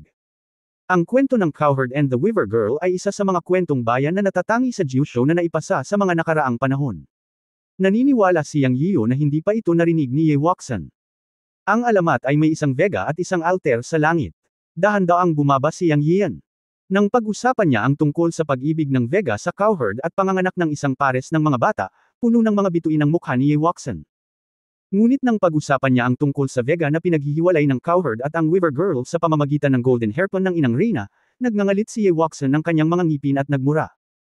Nang pag-usapan niya ang tungkol sa Vega na tumitingin sa Cowherd at sa mga bata mula sa Milky Way, umiiyak ng nakakasakit ng damdamin. Ang Cowherd at ang mga bata ay umiiyak din ng mapait, at ang mga bata na tumatawag ng nanay, si Ye Waxan ay umiiyak na sa luha. At sa wakas ay tumawa si Yang sa kanyang puso na may kagalakan, hayaan mo, isang babaeng demonyo, naguluhin ako, haha. Nagpatuloy ang kwento. Habang umiiyak si Ye Waxan, mas malinaw na inilarawan ito ni Yang, na ganap na paghihiganti kay Ye Waxan. Kasabay nito, mayroon din siyang masamang ideya na harapin si Ye Waxan. Iyon ay ang patuloy na pagkukwento, ang mga trahedya at magagandang kwento ng pag-ibig ni Kyushu, Liang Zhu, Red Mansion, Legend of the White Snake, Meng Jiangno, at iba pa. Bilang karagdagan sa mga sikat na ito, mayroong hindi mabilang na mga kwento na maaaring magpaiyak kay Ye Waxan. Sa isip niya, kapag iniisip ito, gustong tumawa ng malakas ni Yang. Gayunpaman, nang ang dalawa ay nalubog sa isang kritikal na sandali, nagkaroon ng malakas na ingay mula sa lumilipad na bangka, at pagkatapos ay ang buong lumilipad na bangka ay biglang nayanig, at si Yang Yiu ay muntik ng matamba. Dapat may nangyari. Napabalikwa si Ye Waxan sa kanyang katinuan mula sa kwento ng Cowherd at the Weaver Girl. Pinunasan niya ang kanyang mga luha at sinabi sa Diyos sa labas ng pinto, ano ang problema kay Xiaozhu? Bumukas ang pinto at pumasok ang isang babae. Ito ang babaeng nagdala kay Yang Yiu para makita si Ye Waxan noon. Noon lang nalaman ni Yang Yiu na ang kanyang pangalan ay Xiaozhu. Si Xiaozhu, na pumasok, ay nagsabi na may maputlang mukha, Miss, inatake kami ng isang grupo ng mga lumilipad na ibon, hangin at kulog na mga ibon. Kabanata 645 Ye Waxan ay nalilito. Nang lumabas sina Yang Yian at Ye Waxan mula sa atek, nakita nila ang kalangitan na puno ng mga halimaw na tumatakip sa kalangitan at nakaharang sa init. Lahat ng nasa lumilipad na bangka ay nakatayo sa labas na may maputlang mukha. Ang lumilipad na bangka ay orihinal na isang malaking halimaw na 300 metro ang haba, ngunit ito ay wala sa harap ng grupong ito ng mga lumilipad na halimaw. Ang bilang ng mga halimaw ay hindi bababa sa 3 beses ang laki ng lumilipad na bangka. Masyado silang marami. Sa unang tingin, nakakalito na hindi mo makita kung ilan sila. Natakpan ang buong kalangitan ng dami ng lumilipad na halimaw. Sinabi ni Xiaozhu na ang mga ibong hangin at kulog na ito ay pawang mga mabangis na ibon sa ikatlong antas na walang gaanong karunungan. Sila ay napakabangis, katumbas ng Jindan na kaharian ng mga magsasaka. Marami sa kanila ang maihahambing sa Jindan Great Perfection, at sila ang pinakamahirap pakitunguhan. Sa kabutihang palad, mayroong isang defensive formation sa lumilipad na bangka, kung hindi ay isang alon ng pag-atake mula sa hindi mabilang na mga ibon ay natapos na ito. Sa itaas ng langit, umalangaw-ngaw ang mga dagandong sa labas ng lumilipad na bangka. Shoo! Ang Wind Thunderbird ay maaaring maglabas ng mga wind blades at kidlat mula sa bibig nito upang patuloy na atakihin ang lumilipad na bangka. Ang malaking lumilipad na bangka ay patuloy na nanginginig sa ilalim ng pag-atake ng hindi mabilang na Wind Thunderbirds. Seryoso ang mukha ng lahat. Alam ng lahat ang kahihinatnan ng pagsira sa depensa ng lumilipad na bangka. Sa ilalim ng pag-atake ng hindi mabilang na Wind Thunderbirds, nasira ang depensa, at lahat ng nasa lumilipad na bangka ay magiging pagkain ng Wind Thunderbirds. Sa oras na ito, umalangaw-ngaw ang solemn na boses ni Yaning sa bawat sulok ng lumilipad na bangka, na nagsasabing, mga kapwa ko tawista, ito ay isang mabangis na ibon, ang Wind Thunderbird, na nahahati sa lalaki at babae. Ang babae ay ang Phoenix, na mahusay sa kapangyarihan ng mga wind blades, at ang lalaki ay ang Thunderbird, na maaaring idura ang kapangyarihan ng kulog at kidlat. Parehong lalaki at babae ay tinatawag na Wind Thunderbird, at ang pinagsamang lakas ng pag-atake ng hangin at kulog ay maaaring tumaas ng 30%. Nasa maagang yugto pa lamang ng nascent soul cultivation si Ye, at ang kanyang kakayahang kontrolin ang depensa ng lumilipad na bangka ay nasa maagang yugto lamang ng nascent soul. Ang Wind Thunderbird ay isang third-order monster, na katumbas ng Golden Core realm ng ating cultivation. Ngunit nakita ng lahat na ang bilang ng mga mabangis na ibon ay napakarami. Kung magpapatuloy ito, maaga o huli ay masisira ang depensa ng lumilipad na bangka, at ito ay magiging isang sakuna para sa ating lahat. Para sa kaligtasan ng lahat, mangyaring gamitin ng bawat isa sa inyo ang inyong lakas. Babaguhin ninyo ang porma sayo ng depensa ng lumilipad na bangka upang sumipsip ng mas maraming tunay na enerhiya ng mga tao at gawing depensa ng porma sayon. Sa ganitong paraan lamang natin maiiwasan ang panganib. Mangyaring kumilos ng mabilis. Ang boses ni Yaning ay labis na nag-aalala, na parabang ang depensa ng lumilipad na bangka ay masisira ng Wind Thunderbird anumang oras. Sinabi ni Yaning na siya ay isang master sa unang bahagi ng Yuanying, na siyang apela ng isang malakas na tao. Bilang karagdagan, binanggit niya ang tungkol sa pinsala ng hangin at kulog na ibon at ang mga pakinabang at disadvantages ng lumilipad na bangka. Alam ng lahat na sa oras na ito, mapagkakatiwalaan lang nila si Yaning na malalagpasan ang mga paghihirap ng magkasama, kung hindi, lahat sila ay mapapahamak sa harap ng hindi mabilang na classified na mga ibon. Biglang lumitaw ang isang napakagandang eksena. Boom boom boom. Lahat ng nasa ikatlong palapag ng lumilipad na bangka ay bumaril ng kanilang tunay na chi sa defensive formation ng lumilipad na bangka. Sa isang iglap, sunod-sunod na lumabas ang makulay na totoong chi at pumasok sa defensive formation. Hindi mabilang na rune ang tumatakbo sa ibabaw ng buong lumilipad na bangka. Alam ni Yang Yiyo na defensive rune sila. Si Yang Yiyo mismo ay walang pagbubukod. Alam din niya na sa kritikal na sandali na ito, malalampasan lamang ng koponan ang mga paghihirap sa pamamagitan ng pagtutulungan. Habang ang lahat ng tao sa buong lumilipad na bangka ay bumaril ng kanilang sariling tunay na chi sa formasayon, isang magaan na kalasag na sumasakop sa buong lumilipad na bangka ay lumitaw, na nagiging mas maliwanag at mas maliwanag, na naglalabas ng makulay na kinang. Ito ang defensive power ng pinagsama-samang pagsisikap ng lahat. Sa oras na ito, ang magulong lumilipad na bangka ay pakiramdam na medyo mas matatag. At nagpatuloy ang pag-atake ng hangin at kulog na ibon. Ang kababalaghang ito ay parang larong tug of war. Depende kung aling panig ang unang mauubusan ng kapangyarihan, at ang matatalo ang siyang mananalo. Matapos itong makita ni Yang Yiyan, nag-alala siya. Ang bilang ng mga ibon ng hangin at kulog ay 12-dosenang o daan-daang beses kaysa sa kanila. Naturally, habang tumatagal, hindi maiiwasan ang pagkatalo. Matapos ang hindi mabilang na hangin at kulog na halimaw ay lumitaw, ang lumilipad na bangka ay ganap na naharang. Hindi ito makaasenso o makaatres, at awkward itong huminto sa kalagitnaan ng hangin. Ang mga wind blades at kidlat ay nahulog sa kalasag ng depensa ng lumilipad na bangka tulad ng isang bagyo, at nagsimula ang paligsahan ng kapangyarihan sa pagitan ng dalawang panig. Ngunit sa pananaw ni Yang Yiyan, ito ay isang tunggalian na walang suspense. Talagang ang talo ay ang lumilipad na bangka, at sandali lang. Hindi lamang niya nakita ang kapangyarihan, ngunit nakita din ito ni Ye Waxan. Sa oras na ito, seryoso ang mukha ni Ye Waxan at sinabing, sundan mo ako. Pagkatapos noon, inalis niya ang sarili niyang tunay na enerhiya at pumunta sa maliit na attic kung saan naroon si Yening. Kailan? Nakita ni Yang Yiyan si Ye Waxan na umalis, iniligpit din niya ang kanyang tunay na lakas at sumunod. Gayunpaman, ang kakulangan ng kanilang tunay na enerhiya ay hindi magkakaroon ng malaking epekto. Hindi ko lang maintindihan kung ano ang gagawin ng babaeng demonyong ito. May paraan pa kaya siya para maresolba ang pagbagsak ng eroplanong ito. Sa katunayan, ang kasalukuyang sitwasyon ay isang pagbagsak ng eroplano sa mga mata ni Yang Yiyo. Nang hindi na nagtanong pa, hinabol niya siya at sinundan si Ye Waxan sa maliit na attic kung saan naroon si Yening. Sa oras na ito, mukhang malungkot si Yening at tinitigan ang mga formation rune sa gitnang pormasayo ng maliit na attic, na parang nakatagpo siya ng problema. Alam ni Yang Yiyo na ang gitnang pormasayon kung saan naroon si Yening ay talagang ang core ng buong, One Life Across the Ocean, na lumilipad na bangka. Ang lahat ng mga kontrol sa lumilipad na bangka ay narito. Ito ang puso ng lumilipad na bangka. Tito Ning. Sigaw ni Ye Waxan pagkatapos makapasok. Kailan? Lumingon si Yening at nakita sina Ye Waxan at Yang Yiyo na papasok. Isang bakas ng kagalakan ang lumitaw sa kanyang mukha. Ang kagalakang ito ay talagang lumitaw pagkatapos makita si Yang Yiyo. Miss, Sir. Tumango si Yening sa kanilang dalawa. Sir. Ang salitang, Sir, ni Yening ay nagulat kay Ye Waxan. Malinaw na ang salitang, Sir, ni Uncle Ning ay nakadirekta kay Yang Yiyo. Anong nangyayari? Si Uncle Ning ay isang master ng Nascent Soul Realm, paano niya matatawag na, Sir, si Yang Yiyo, isang middle stage na Jindan Kid? Ay, karapat-dapat ba siya dito? Medyo nalito si Ye Waxan. Sa sandaling ito, direktang sinabi ni Yening kay Yang Yiyo, Sir, dumating ka sa tamang oras. May itatanong lang sana ako sayo. Lalo nitong ikanalito si Ye Waxan.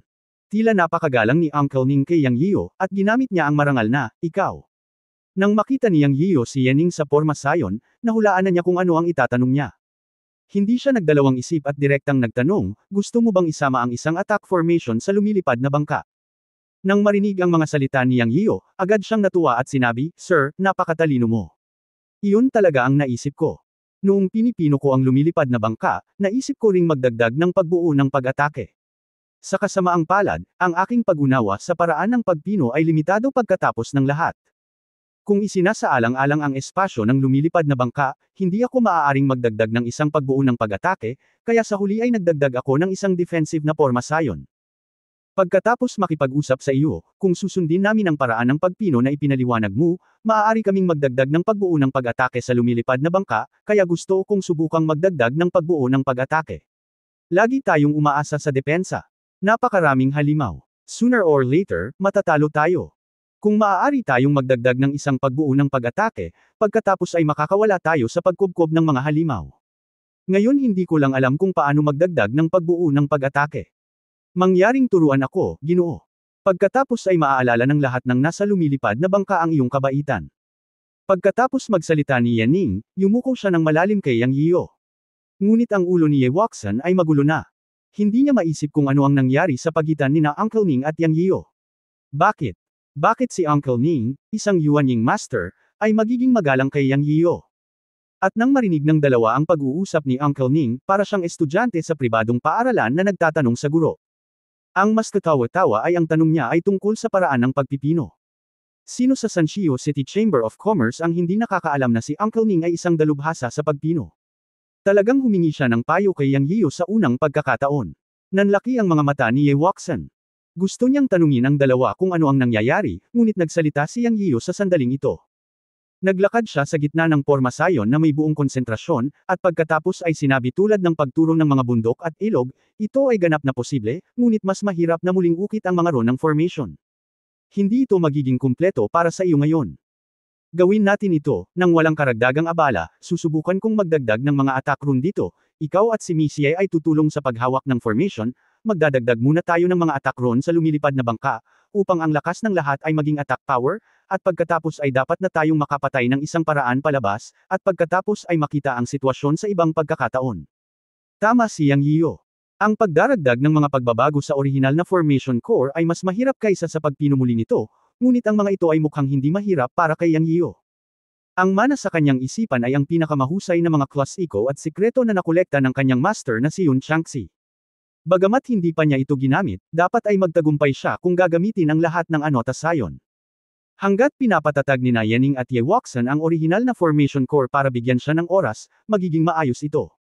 Tuwang-tuwa si Yaning at sinabing, okay, maraming salamat, sir.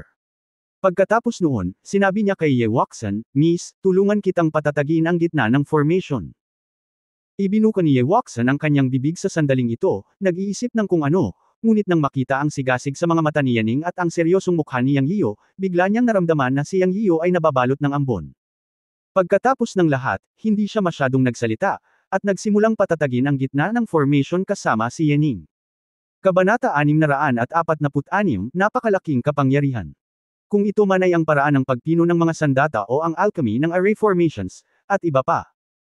Sa katunayan, sa mga salita ng master ni Yang Yiyo na si Yun Changxi, maaari itong ibuod sa isang pangungusap na ang lahat ng ito ay kinakailangang mga kasanayan para sa mga magsasaka. Ang kaibahan ay ang pamana ng ilang maliliit na mundo ay hindi komprehensibo, tulad ni Yaning ngayon. Mahirap para sa kanya na baguhin ang orihinal na array formation sa flying boat, o kahit na magdagdag ng attack array formation batay sa defense. Hindi ko alam kung madadagdag pa. Kahit marunong akong umalis, hindi ko alam kung paano magsisimula. Alam ko kung paano magsimula, ngunit wala akong lihim na pamamaraan, kaya ito ay isang problema sa pangitain. Kung ikukumpara kay Yang Yiyo, si Yang Yiyo ay isang tunay na cultivator, at ang kanyang mana ay para lang makarating sa malawak at komprehensibong mundo ng mga cultivator. Siya ay may mabuting master na si Yun Changxi. At si Yaning ay natural na walang kapantay. Sa mundo ng bundok at dagat, si Yaning ay matatawag na master ng pagpino ng mga armas, ngunit sa totoong mundo ng paglilinang, siya ay talagang isang bumpkin. Kaya hinahangaan ni Yaning si Yang Yiyo mula sa kaibuturan ng kanyang puso. Siyempre, sa oras na ito, sa puso ni Yaning, si Yang Yiyo ang ermitanyo na natagpuan ni Miss Ye Wuxian, na espesyal na narito upang turuan siya ng paraan ng pagdadalisay. Bilang karagdagan sa paggalang kay Yang Yiyo, higit na nagpapasalamat si Ye Wuxian sa kanyang puso. Matapos i-stabilize ang core formation ng lumilipad na bangka, si Yaning ay nakatutok kay Yang Yiyo, ayaw niyang makaligtaan ang anumang detalye. Sa paraan ng pagpino, si Yaning ay isang tanga, nahuhumaling ngunit madamdamin. Matagal na niyang alam na ang magiging daan niya sa hinaharap ay ang paraan ng pagdadalisay. Kung ito ay tiyak lamang noon, ngunit hindi malinaw, pagkatapos makipag-usap kay Yang Yiyo, si Yaning ay 100 beses na mas determinado tungkol sa paraan ng pagpino. Bagamat hindi niya ito sinabi, ang layunin na itinakda ni Yaning para sa kanyang sarili sa kanyang puso ay na balang araw, ang paraan ng pagdadalisay ay maaaring makamit ang sinabi ni Yang Yiyo, ang pagpino at pagsasama-sama ng langit at lupa, at siya, si Yaning, ay magpapatunay sa kanyang paraan sa pagdalisay. Yang Yiyo. Pagkatapos niyang ipasok ang core ng flying boat formation, kinurot ang spell gamit ang kanyang kamay at itinaas ang kanyang kamay upang makita siyang kamakaway ng kanyang mga kamay, at ang makapangyarihang tunay na enerhiya ay natipon sa kanyang mga daliri, at pagkatapos ay biglang kumaway sa orihinal na porma sayon. Ang eksenang ito ay nagpatalon sa mga mata ni Yaning, dahil sa kanyang mga mata, ang diskarte ni Yang Yian ay hindi upang baguhin ang mga rune ng formation, ngunit upang sirain ang mga ito. Ayon sa pangunawa ni Yaning, ang formation rune na orihinal niyang inayos ay masisira. Kapag nawasak ang mga rune, ang depensa sa labas ay mahahati kaagad, at pagkatapos ay hindi mabilang na hangin at kulog na mga ibon na halimaw ang bumabagsak. Ang noo ni Yaning ay pinagpapawisan at hindi siya naglakas loob na isipin iyon, ngunit naisip din niya ang kaalaman sa paraan ng pagdadalisay na binanggit ni Yang Yian noon. Alin ang hindi sumire sa kanyang pananaw sa pag-iral? At dahil pinili niyang maniwala kay Yang Yian, walang dahilan para tanungin ito. Sinabi lang ni Yaning sa kanyang puso, kalimutan mo na, baka may pagbabago pa sa hakbang na ito, sir. Maging si Ye Wuxian ay napakunot noon nang makita ang galaw ni Yang Yian. Bagamat hindi niya naiintindihan ang paraan ng pagdadalisay, bilang pinakamatandang ginang ng Cheney Chamber of Commerce, mayroon pa rin siyang kaunting kaalaman. Sa kanyang opinyon, sisirain ni Yang Yian ang pundasyon ng rune formation ng lumilipad na bangka. Gayunpaman, matapos makitang nagbago ang mukha ni Uncle Ning ngunit hindi nagsalita si Ye Wuxian. Walang pakialam si Yang Yian kung ano ang iniisip ni Yaning at Ye Wuxian sa oras na ito. Kapag nagsimula siyang gumawa ng isang bagay, ay lalaan niya ang kanyang sarili dito at pansamantalang kalimutan ang lahat ng nasa paligid niya. Bukod dito, kahit na mayroon siyang isang malakas na teorya tungkol sa pagbabago ng rune formation ng flying boat at pagdaragdag ng attack formation rune, ito ang una niyang pagtatangka pagkatapos ng lahat, kaya hindi siya maaaring maging pabaya at naiintindihan ng mga kahihinatnan ng pagkabigo. Kaya sa sandaling ito, si Yang Yian ay walang distractions at nag-isip lamang ng isang bagay, pagdaragdag ng pagbuo ng pag-atake, at ang pagbabago ay matagumpay. Upang baguhin at magdagdag ng mga rune, walang mga materyales na kailangan. Bilang karagdagan sa tunay na enerhiya, ang kailangan ay isang malaking kapangyarihan ng kaluluwa, ngunit ito ay nasa loob ng pagpapaubaya ni Yang Yian. Sa isang malakas na spell ng totoong enerhiya at kapangyarihan ng kaluluwa, ang mga daliri ni Yang Yian ay mabilis na nagsimulang mag-superimpose at mag-ukit sa orihinal na rune ni Yaning. Ang kahirapan ay ang orihinal na pundasyon ng rune ay hindi maaaring sirain upang masakop ito ng matagumpay. Nangangailangan ito ng isang malakas na espiritual na kapangyarihan upang mabantayan ito ng mabuti, at ang kontrol ng kapangyarihan ay hindi maaaring maging iba, kung hindi, ito ay mabibigo. Kaugnay nito, tiwala pa rin si Yang Yian. Pagkatapos ng lahat, napinom niya ang mga elixir at naunawaan ang sining ng mga porma sayon. Pareho silang mga paraan upang maasa ang kapangyarihan ng kaluluwa at gamitin ito ng wasto. Ang lahat ng mahusay na paraan ng mundo ay may parehong patutunguhan, at ang sining ng mga porma sayon at ang sining ng pagdadalisay ng mga armas ay walang pagbubukod. Kaya sigurado siya dito, at kung tutusin, pinapalitan lang niya ang mga formation rune sa lumilipad na bangka, hindi talaga pinipino ang mga armas. Bilang karagdagan, si Yaning, ang may-ari ng lumilipad na bangka, at si Ye Wuxian, na nagpapatatag sa core ng lumilipad na bangka, ay tumulong din kay Yang Yian na magtagumpay. Boom! Isang mapurol na tunog na tumaas. Nanlaki ang mga mata ni Yaning, at pagkatapos ay tuwang-tuwa siya, Sir, isa ka talagang Diyos. Talagang gumana. Lumalabas na ang mga bagong rune ay nakapatong sa orihinal na pundasyon ng rune. Ito ay kung paano ito gumagana. Bagamat hindi naiintindihan ni Ye Wuxian ang susi, nakita niya na ang pag-atake ni Yang Yian ay hindi nasira ang rune core, at nakita niya ang kagalakan sa mukha ni Yaning, kaya alam niyang nagtagumpay si Yang Yian. Hindi niya napigilan ang pag-ungol sa kanyang puso, mukhang may dalawang brush ang batang ito. Ngunit sa oras na ito, nakita nilang dalawa na si Yang Yian ay seryoso at nakatutok, kaya hindi sila nang ahas na magsalita, dahil sa takot na maistorbo si Yang Yian. At gamaan din ang loob ni Yang Yian, nagtagumpay siya. Ang unang rune overlay at superposition carving ay nakumpleto, at ang susunod ay medyo mas madali. Ang attack formation na idaragdag niya ay ang True 1000 Killing Formation. Ang True Essence 1000 Killing Formation, gaya ng ipinahihiwatig ng pangalan, ay nangangailangan ng True Chi. Kung mas maraming tao, mas malakas ito. Matatagpuan nito ang True Chi ng libu-libong tao, kaya ginagawang katulad ng Sword Chi ang True Chi para patayin ang kaaway.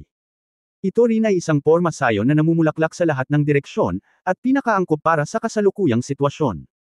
Isang kabuuan ng 36 na rune formations ang kailangang ukit. Bagamat nahanap na ni Yang Yian ang tamang paraan, ito ay isang napakahirap na gawain na dapat gawin.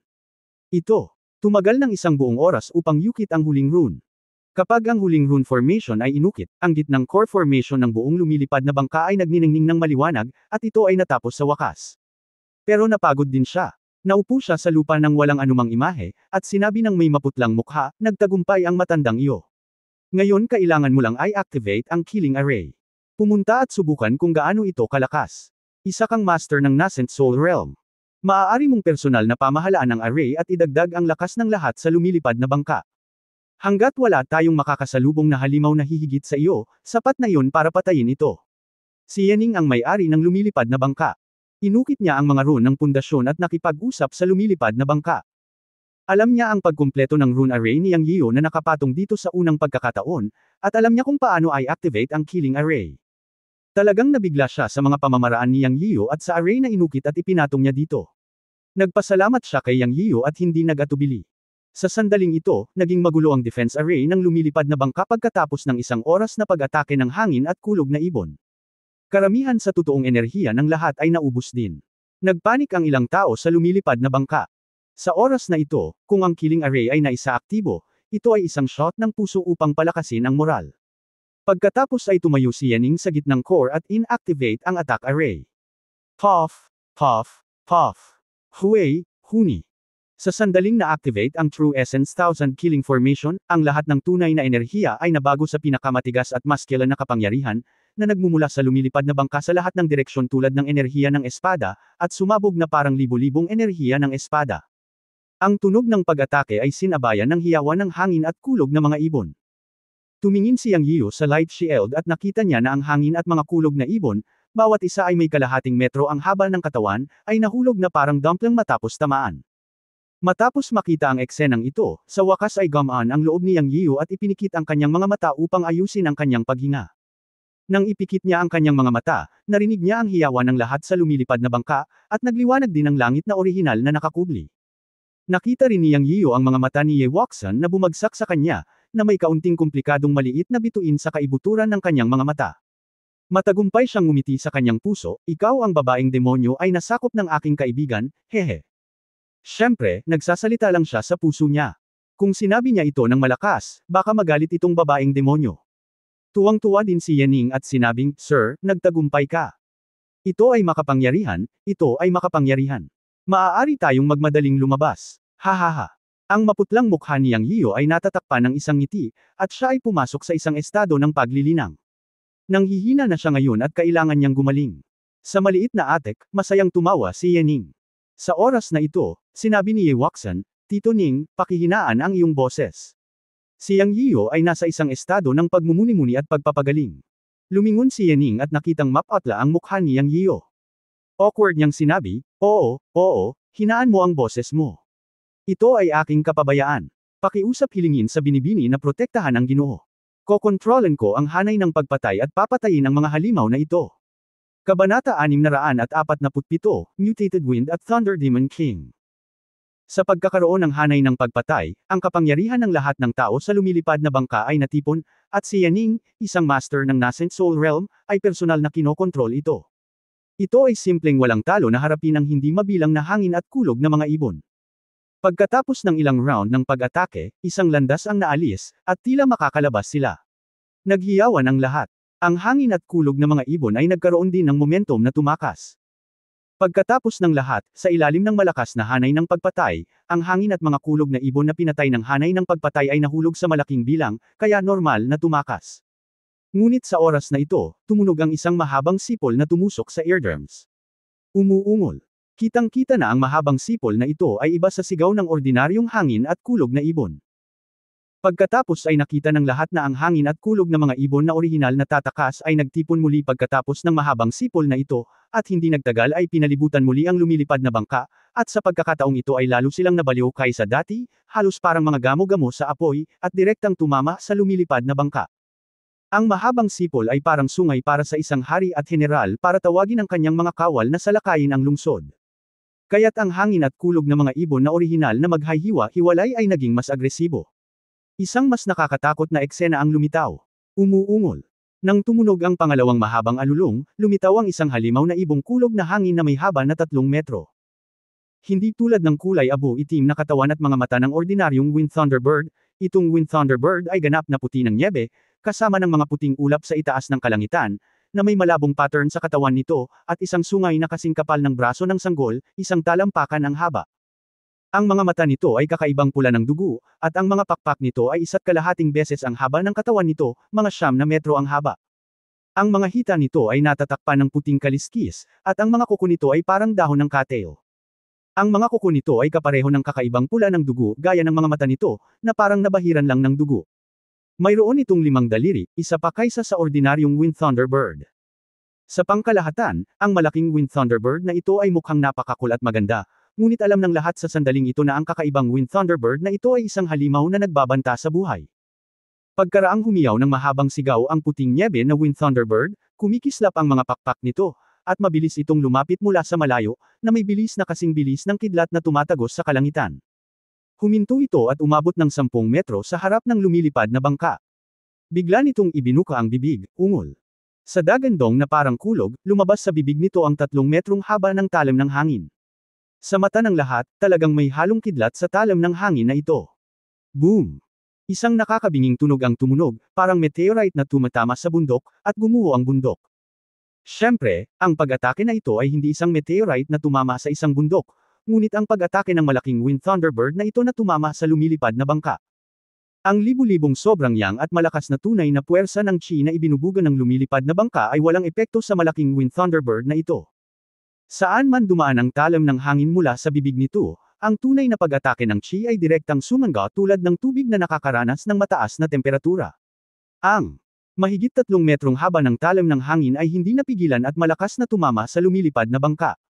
Ang pag-ataking ito lamang ang nagpalabo ng kulay ng kalasag ng depensa sa lumilipad na bangka. Ang buong lumilipad na bangka ay nagsimulang yumanig ng marahas na parang isang malakas na lindol ang naganap. Mula sa hitsura ng Snow White Wind Thunderbird na ito hanggang sa pag-atake sa lumilipad na bangka, ito ay isang kisap mata lamang. Ang bilis ay masyadong mabilis, na iniiwan ang lahat sa estado ng pagkalito. Matapos yumanig ng husto ang lumilipad na bangka, nag-react ang lahat at napagtanto na isang malaking pagbabago ang nangyari. Sa 5 o 6 na raang tao sa lumilipad na bangka, mayroong maraming tao na may malawak na paningin. Pagkatapos mag-react, napabuntong hininga sila at napabulalas, ito ay ang Wind Thunder Demon King, ang mutated Wind Thunder King, aking Diyos, ito ay nakamamatay. Sa katunayan, kahit na hindi nagsasalita ang taong ito, makikita ng lahat na ang hindi pangkaraniwang uri ng ibong ito ay ang hari. Iyon lang. Ang dating tawag ng tao sa mutated Demon King ay nagpabago ng mukha ng lahat. Naunawaan ng lahat kung ano ang dala ng salitang mutation. Sa grupo ng demonyo, madalas mayroong ilang mga demonyong hayop na patuloy na lumalaki. Ang ilan ay mga high-level na demonyong hayop sa kapanganakan, at maaari nilang i-evolve ang kanilang mga sarili sa pamamagitan ng pagsipsip ng espiritual na enerhiya ng langit at lupa, ang asensya ng araw at buwan, upang maging mas malakas, at maging mga tao sa huli. Ang ilang mga demonyong hayop ay ipinanganak na may isang tiyak na yugto ng paglilinang, ngunit mahirap para sa kanila na lumaki mamaya. Halimbawa, ang hangin at kulog na ibon sa ating harapan ay isang 3 antas na demonyong hayop sa pagsilang, na maihahambing sa yugto ng ginintoang elixir ng mga magsasaka ng tao. Mula sa paunang maihahambing sa maagang yugto ng ginintoang elixir, hanggang sa dulo ng gintong elixir, hindi na ito maaaring lumaki at naayos sa 3 antas na yugto ng demonyong hayop. Ito rin ang balanse ng langit. Binibigyan nito ang hangin at kulog na ibon ng lakas ng 3 antas sa sandaling ito ay magsalita, ngunit hindi nito hahayaan ang hangin at kulog na ibon na makalusot sa pang-4 na antas na demonyong hayop. Gayunpaman, maraming mga variables sa mundo pagkatapos ng lahat, at hindi talaga ito nagbabago. Ang mutation ng mga demonyong hayop ay ang variable ng langit. Ang ganitong uri ng mutation ay madalas na isang magandang pagkakataon, na mahirap para sa mga tao, ngunit ito ay umiiral. Halimbawa, kung ang ilang halimaw ay hindi sinasadyang nakululo ng ilang likas na kayamanan, ang kanilang dugo, katawan, o kahit kaluluwa ay magmumot, kaya nilalabag ang mga batas ng langit, at mula noon, wala nang daan patungo sa langit. Ang Snow White Wind Thunderbird King na lumitaw sa sandaling ito ay halos isang mutated na halimaw. Sa mga halimaw, ang mga nakamutate na halimaw ay kadalasang pinaka-nakakatakot. Sapagkat kapag ang isang halimaw ay nag-mutate, ito ay isang pag-iral na lumalabag sa ilang mga batas ng langit, at maaari rin itong samahan ng mga likas na mahiwagang kapangyarihan pagkatapos ng mutation, na napakalakas at nakakatakot. Ang monster mutation ay mas mapanganib kaysa sa pagtawid sa makalangit na kapigatian, at ang pagkakataong mabuhay ay napakaliit. Hindi pinahihintulutan ng langit ang gayong pag-iral na lumalaban sa langit, ngunit ang mga nabubuhay ay nakatakdang hindi maging pambihira. Kaya ito ay kakilakilabot. Mayroong isang salawikain na umiikot sa mundo ng paglilinang laban sa mga mutant na halimaw, mas mahusay na pukawin ng isang banal na hayop kaysa i-mutate ito. Ang sinumang mutant na halimaw na nabubuhay ay madalas na isang taong may mahusay na katalinuhan at ang kakayahang malaman ang buong gabi. Kung wala na silang lihim na kakayahan at mahiwagang kapangyarihan, mahihirapan silang mabuhay. Matapos umatake ang Mutant Wind at Thunderbird, ang mga tao sa lumilipad na bangka ay nagsimulang mawalan ng pasensya.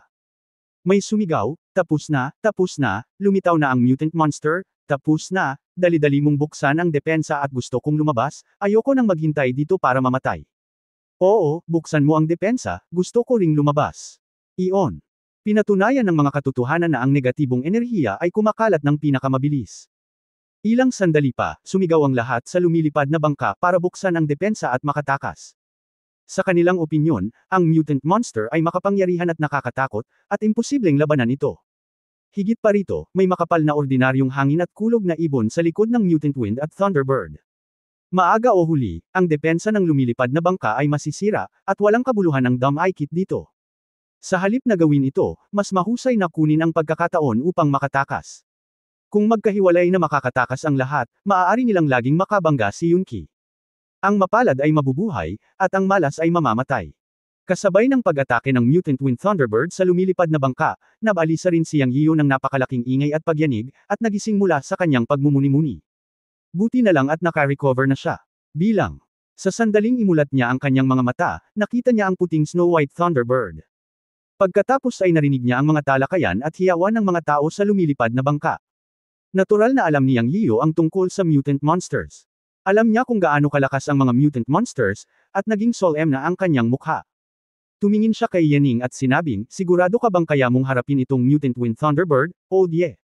Mapatla at asul din ang mukha ni Yening sa sandaling ito.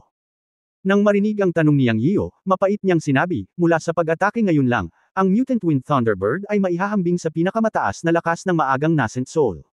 Ito ay lamang ang paglilinang. Kadalasan ang mutant monsters ay may ilang likas na mahiwagang kapangyarihan, na siyang pinaka-nakakatakot. Idagdag pa sa hindi mabilang na ordinaryong Wind Thunderbird, wala akong tiwala sa pakikitungo sa kanila. Sa oras na ito, malamig na ngumuso si Ewoksang, talagang mapahamak ang mga taong ito. Ilang tao ang makakaligtas kung sumigaw sila para buksan ang depensa sa oras na ito. Narinig din ni Yang Yiyo ang sigaw sa labas, na palakas ng palakas, para buksan ang depensa. Buntong hininga sa kanyang puso, nawala ang kanyang moral. This time, napahamak na talaga siya. Sa sandaling ito, isang malutong na tunog ang nagmula sa labas. Bitek.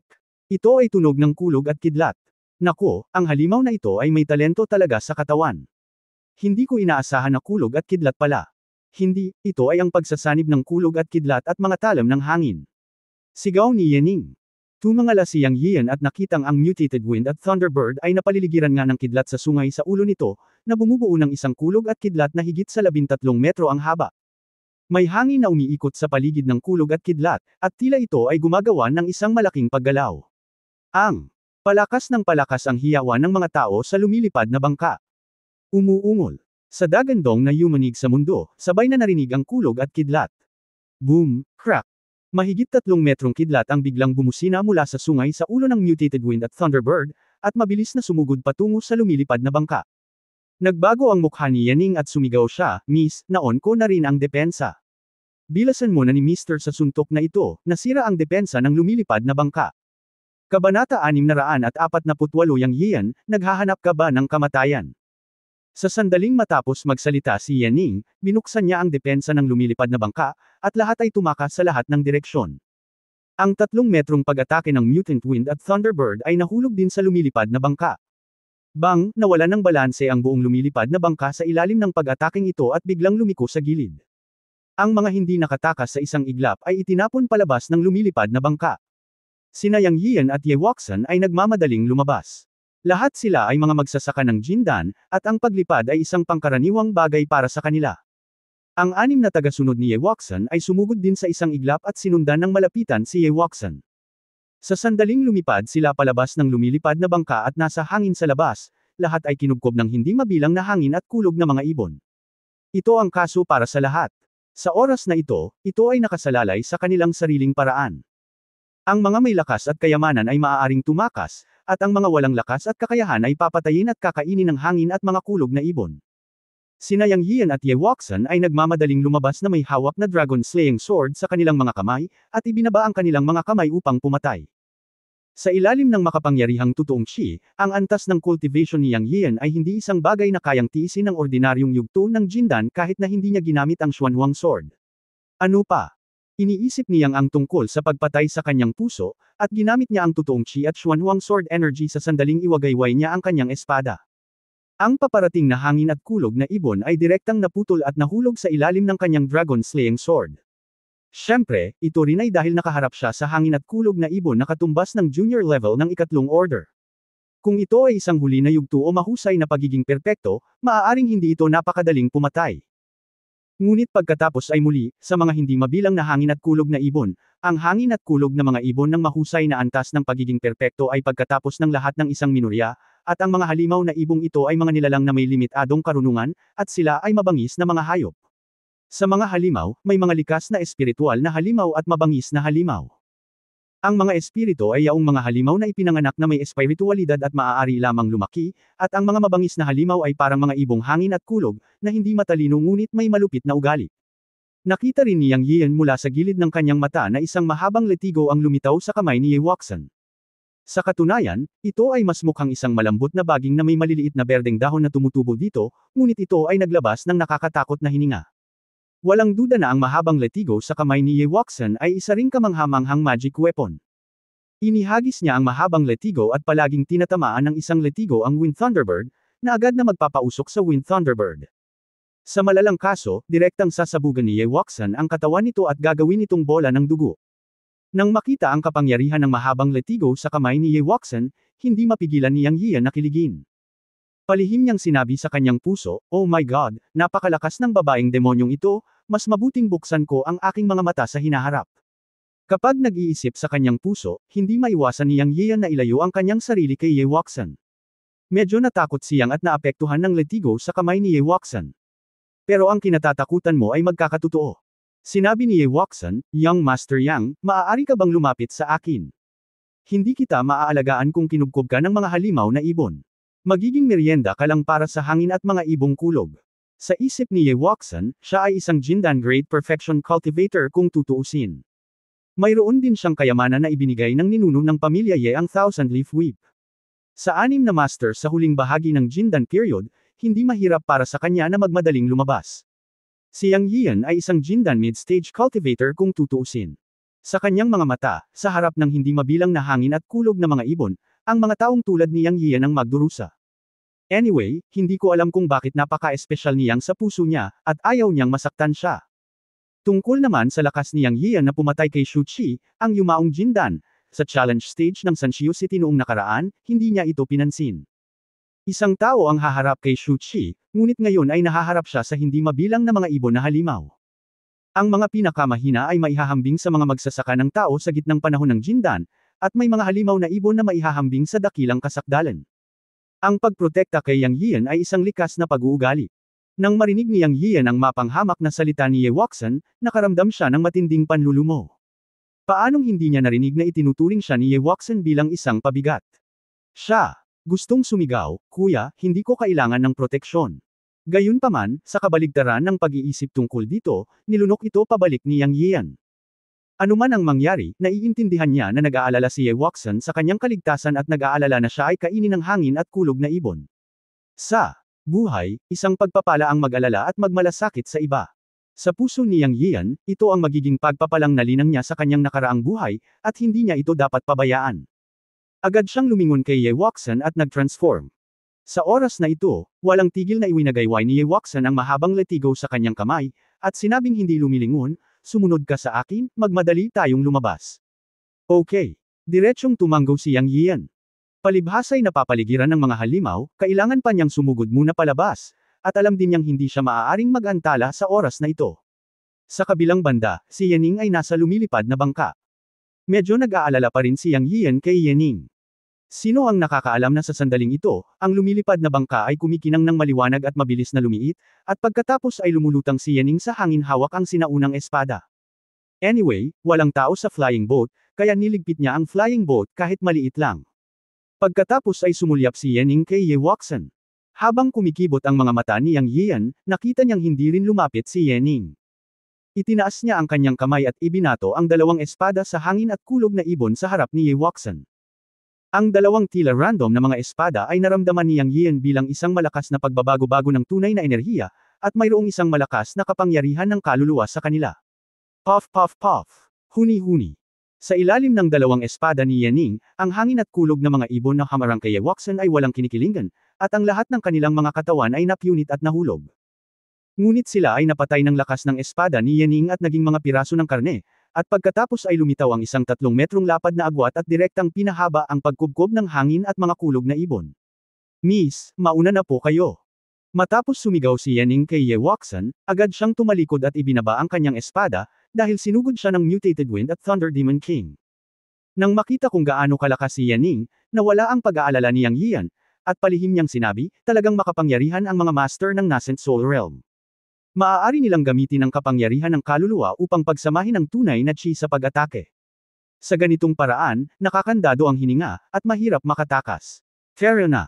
Sa oras na ito, sumigaw si Ye Wuxian, at ang kanyang katawan ay gumalaw at lumipad patungo sa daanan kung saan siya pinatay ni Yening. Mahigpit na sumunod si Yang Yian sa kanyang likuran, hindi na nag-aalala kay Yening. Tila kahit na ang cultivation ni Yening sa Nascent Soul Realm ay hindi kayang talunin ang Mutated Wind and Thunder Demon King, hindi siya magkakaroon ng problema sa pagtakas. Bumibili din siya ng oras para kay Ye Wuxian. Pagkatapos ng lahat, ang Mutated Wind and Thunder Demon King ay hindi kalayuan, at magiging mahirap na makatakas kung siya ay nasabit. Ang 6 na gwardya ni Ye Wuxian ay sumunod din sa uso at palaging nakapaligid kay Ye Wuxian sa hindi kalayuan. Ang magic weapon sa kamay ng bawat guard ay isang top-grade spiritual weapon, at ang kagamitan ay napakahusay sa mga mata ni Yang Yian. Sa pag-aakalang si Ye Wuxian ay napakahalaga sa puso ng mga taong ito, si Yening ay isang Yuanying, ang 6 na gwardya ay mas kinakabahan. Mas ligtas siya sa likod nila, ngunit palagi siyang hindi komportable. Isa siyang lalaking chauvinist at hindi matanggap na magtago sa likod ng isang babae at pinuprotektahan. Hindi nagtagal, ang 8 tao ay sumugod sa gilid sa isang hininga. Nang malapit na silang lumabas, narinig ni Yang Yiu ang isang sigaw. Siya! Subconsciously tumingin at natagpuan na ang mga tao na nasa mansyon ng kaliwang City Lord Li Jiayao ay napapaligiran ng hangin at kulog na mga ibon. Ang sumigaw ay ang matandang Qin, na nabali ang braso ng hangin at kulog na mga ibon.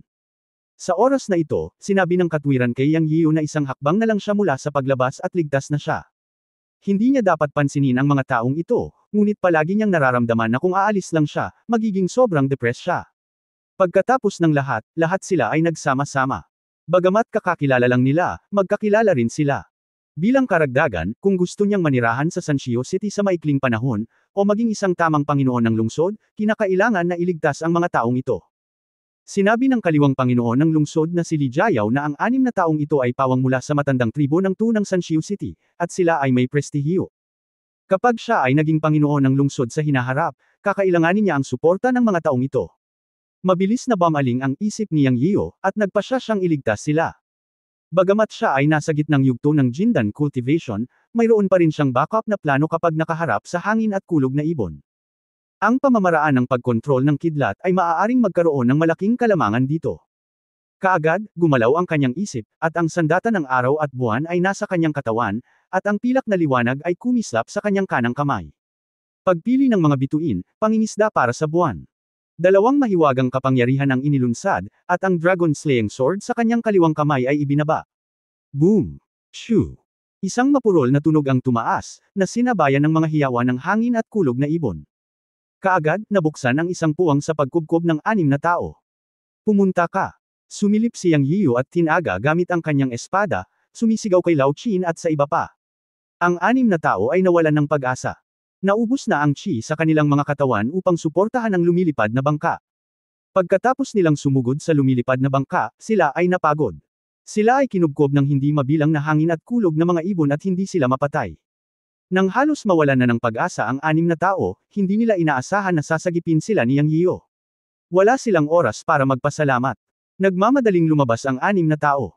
Sa sandaling ito, nakita ni Ye Waxan, na nagmamadaling lumabas mula sa pagkubkob ng maraming hangin at kulog na ibon, na talagang bumalik si Yang Yiyu upang muling iligtas ang mga tao. Halos magalit siya hanggang mamatay at magmura, Yang Yiyu, hinahanap mo si kamatayan. Kabanata 649, Pagkakaibigan. Hindi nagalit si Yang Yiyan nang marinig niya ang sumpa ni Ye Waxan. Sa halip, sobrang naantig siya. Masasabi niyang nagalit at nagmura si Yan Naive Mo dahil nag-aalala ito sa kanya. Mauna ka, walang tigil na winagaway ni Yang Yiyan ang Dragon Slaying Sword sa kanyang kamay, pinatay ang hangin at kulog na mga ibon na patuloy na nakapaligid sa kanya, at sumigaw kay Ye Waxan at sa kanyang mga bantay. Sa sandaling ito, si Lao Qin at ang anim na iba pa ay nakahinga ng maluwag, at isa-isa silang nagmadali upang makatakas sa pagkubkob ng hangin at mga kulog na ibon. City Lord Yang, bilisan mo. Ang lima pang iba ay lumaban patungo sa paligid ng may pasasalamat, at tanging si Lao Qin lamang ang huminto sa tabi ni Yang Yiyan upang pakawalan si Yang Yiyan. Mapait na ngumiti si Yang Yiyan. Gusto niyang umalis, ngunit hindi niya magawa. Bagamat tinulungan niya si Lao Qin at ang anim na iba pa para maiahon sila sa gulo, nagalit din siya sa hangin at mga kulog na ibon at napalibutan siya ng mahigpit. Kuya Qin, lumabas ka muna, mamaya pa ako. Nakita ni Yang Yiyo na nawalan ng braso si Old Qin, kaya hiniling niya itong lumikas. Sa sandaling ito, madali para sa matandang Qin na lumikas, ngunit magiging mahirap na magantala ng ilang sandali at madamay ng hangin at kulog na ibon, higit sa lahat dahil ang kanyang belang braso ay malubhang nasugatan. Sa mga tuntunin ng pandama, nagkaroon din si Yang Yiyo ng bagong pag-unawa sa Old Qin. Simula sa unang pagkikita nila sa City Lord's Mansion, ang matandang ito ay pinagalitan na si Yang Yiyo dahil biglaan niya itong ginambala. Pero ngayon, parang diretsyo na ang ugali at mabuting puso. May 6 na tao sa grupo. Matapos iligtas ni Yang Yiyo at mapalibutan, ang iba pang 5 ay sumugod sa paligid. Tanging ang matandang Qin lamang ang nawala ng braso at malubhang nasugatan, ngunit pagkatapos na makitang si Yang Yiyo ay nababalot ng hangin at kulog na ibon, hindi siya agad umalis bagkos ay lumapit kay Yang Yiyo upang subukang tulungan si Yang Yiyo mula sa gulo. Dapat sabihin na ang karakter ng isang tao ay madalas na makikita sa panahon ng panganib at kahirapan, at ito ay totoo para sa parehong mga magsasaka at mortal. Tumawa ang matandang Qin at sinabi, kung aalis ako ngayon, ano ang pagkakaiba ko sa mga hayop na ito? Isinakripisyo ni City Lord Yang ang kanyang buhay para iligtas tayo. Malaki ang pasasalamat ng matandang Qin. Ayokong maging walang utang na loob na hayop. Hindi mahalaga kung mamatay ako. Sabay na tayo. Sinabi ng matandang Qin ang huling pangungusap ng napakalakas, para lamang sa 5 tao na nakatakas. Paanong hindi niya nakikita ang pagiging makasarili ng 5 tao? Iniligtas ni Yang Yiyo ang lahat, ngunit ngayon ay nasa problema si Yang Yiyo. Hindi siya pinansin ng 5 bastard at inaalala lamang ang kanilang sariling pagtakas, na labis na ikinalungkot ni Old Qin. Bagamat nawalan siya ng kaliwang braso, hindi masama ang paglilinang ni Old Qin. Siya ay isang mahusay na pagiging perpekto ng gintong elixir. Ikanaway niya ang mahiwagang sandata sa kanyang kamay at palaging pinapatay ang hangin at kulog na ibon na sumugod, at patuloy na lumalapit kay Yang Yiyo. Para naman sa 5 tao na nakatakas na mula sa pagkubkob ng mga halimaw na hayop, namula sila matapos marinig ang sinabi ni Lao Qin, ngunit iyon lang. Kung talagang sumugod sila para iligtas ang mga tao, hindi sila magsasapanganib sa hindi mabilang na hangin at kulog na mga ibon at isang mutant wind at kulog na demonyong hari na nakikipaglaban kay Yening. Mas mabuti nang mapagalitan kaysa mamatay. Si Lao Qin ay namatay mismo, kaya hindi nakakagulat na hindi sila namatay. Lalong nanlumos si Ye Waxan. Naasar talaga siya kay Yang Yiyo. Maaari sana siyang makatakas sa pagkakakulong, ngunit pinili niyang maging mabuting tao at talagang bumalik. Karapat-dapat kang mamatay na bastos. Hindi ka makakatakas o magpanggap na isang bayani. Mamatay ka na lang. Galit na galit si Ye Waxan kaya gusto niyang tumalikod at umalis. Ngunit pagkatapos lumipad sa malayo, palagi siyang nakakaramdam ng hindi komportable sa kanyang puso. Iniisip kung ano ang ginawa ni Yang Yiyo, siya ay isang tanga sa paningin ng iba, ngunit siya ay naging iligtas ng mga tao. At siya, si Ye Waxan, ay palaging nararamdaman na may kakaibang aura si Yang Yiyo sa iba, ngunit hindi niya ito maisip. Sa sandaling ito, bigla siyang naintindihan ng kaunti. Marahil ay ang uri ng emosyon ni Yang Yiyo ang nagparamdam sa kanya. Upang makalabas ng lungsod kasama ang ilang tao, maaari niyang ipagsapalaran ang kanyang buhay upang iligtas ang mga taong hindi naman niya talaga kasama. Hindi ito isang bagay na kayang gawin ng mga ordinaryong tao. Kailangan mong malaman na nasa gitna lang siya ng Golden Core Cultivation, at kailangan niyang harapin ang hindi mabilang na mga halimaw.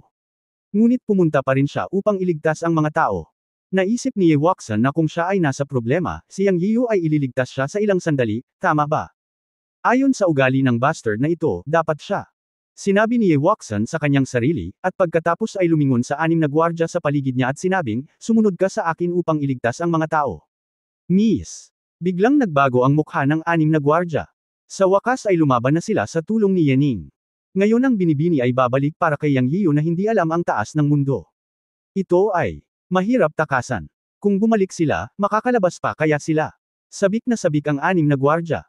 Ang kanilang misyon ay protektahan ang dalaga at aliwin siya, ngunit hindi sila kailanman mangangahas na hayaan siyang makipagsapalaran.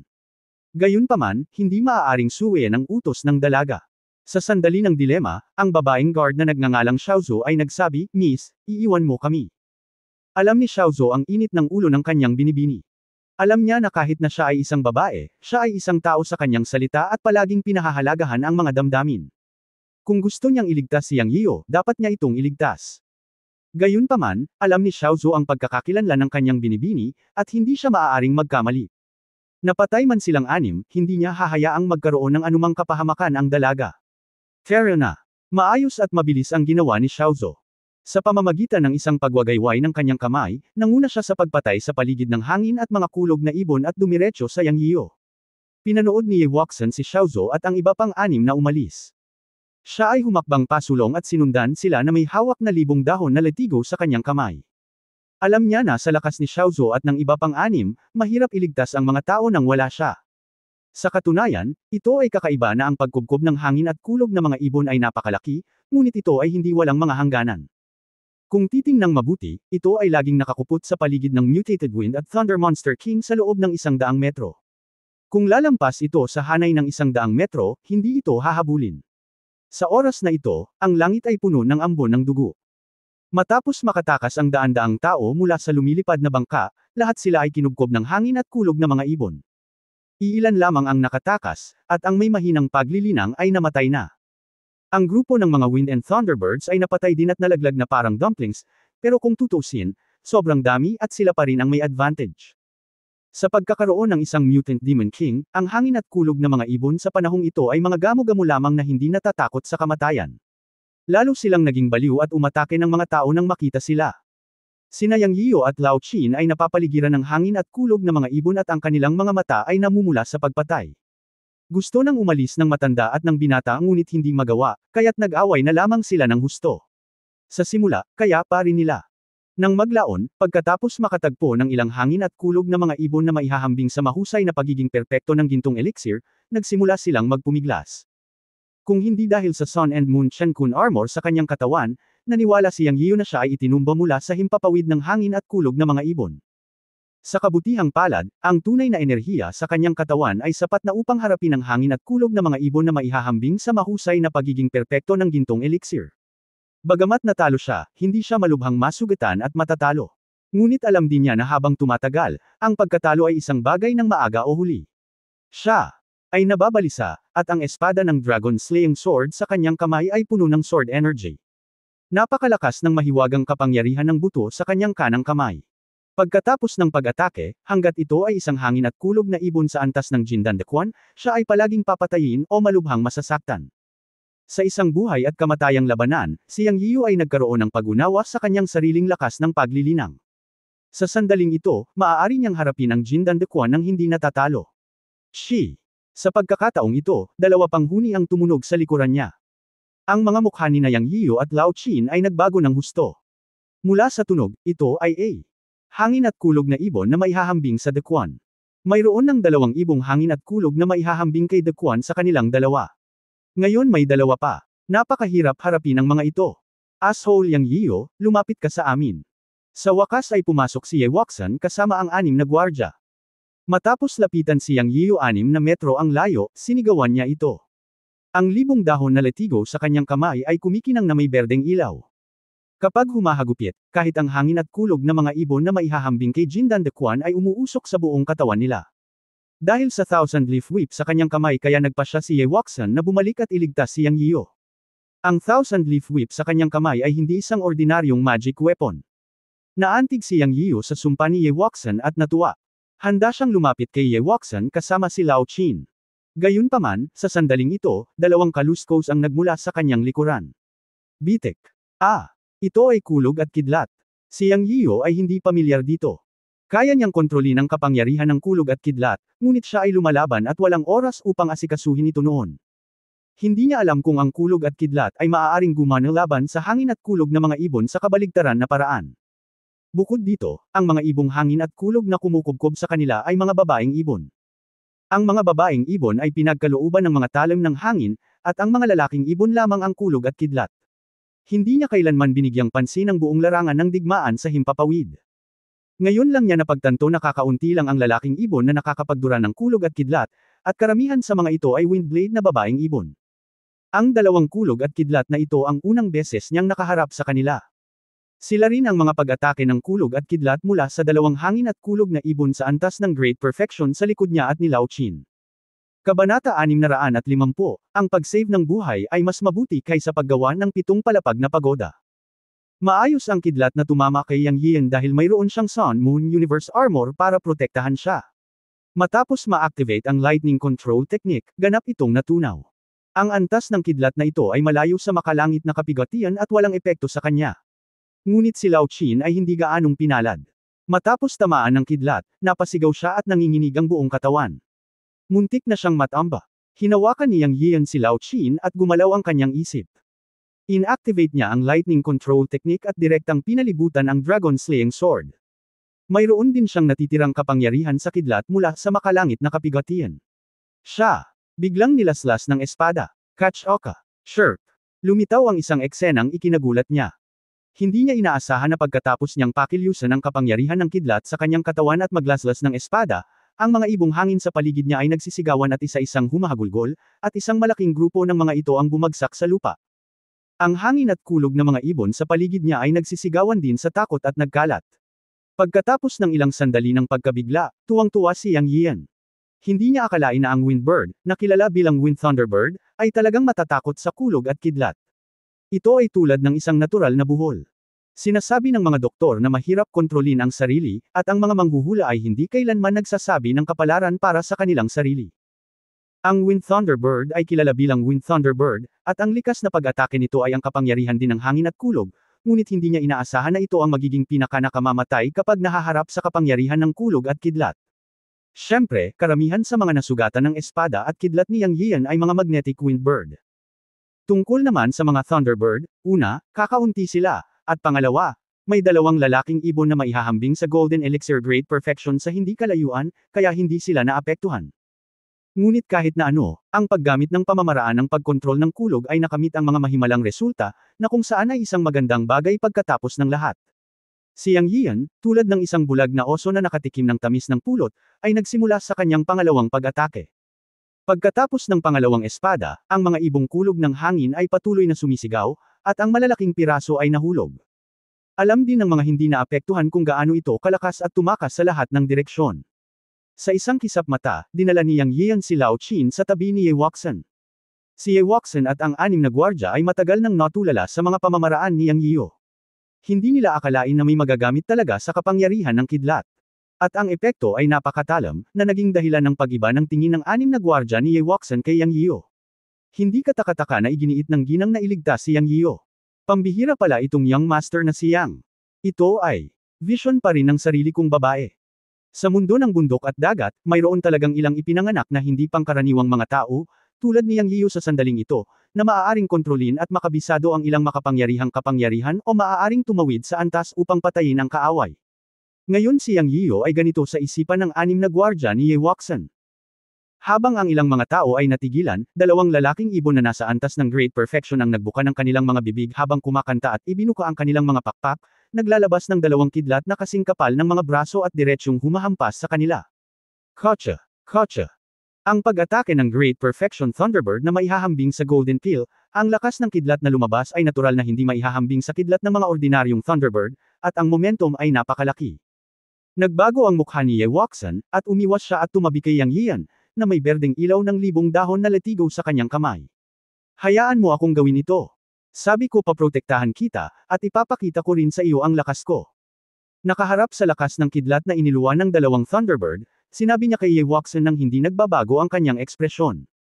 Lahat ng may buhay sa mundo ay likas na natatakot sa kapangyarihan ng kidlat, at sila ay nasa dahado na sa kanilang mga puso, lalo pat nilalabanan ito. Ang cultivation ni Ye Wuxian ay mas malakas kaysa sa kanya, ngunit maaaring hindi niya kayang labanan ang kapangyarihan ng kidlat.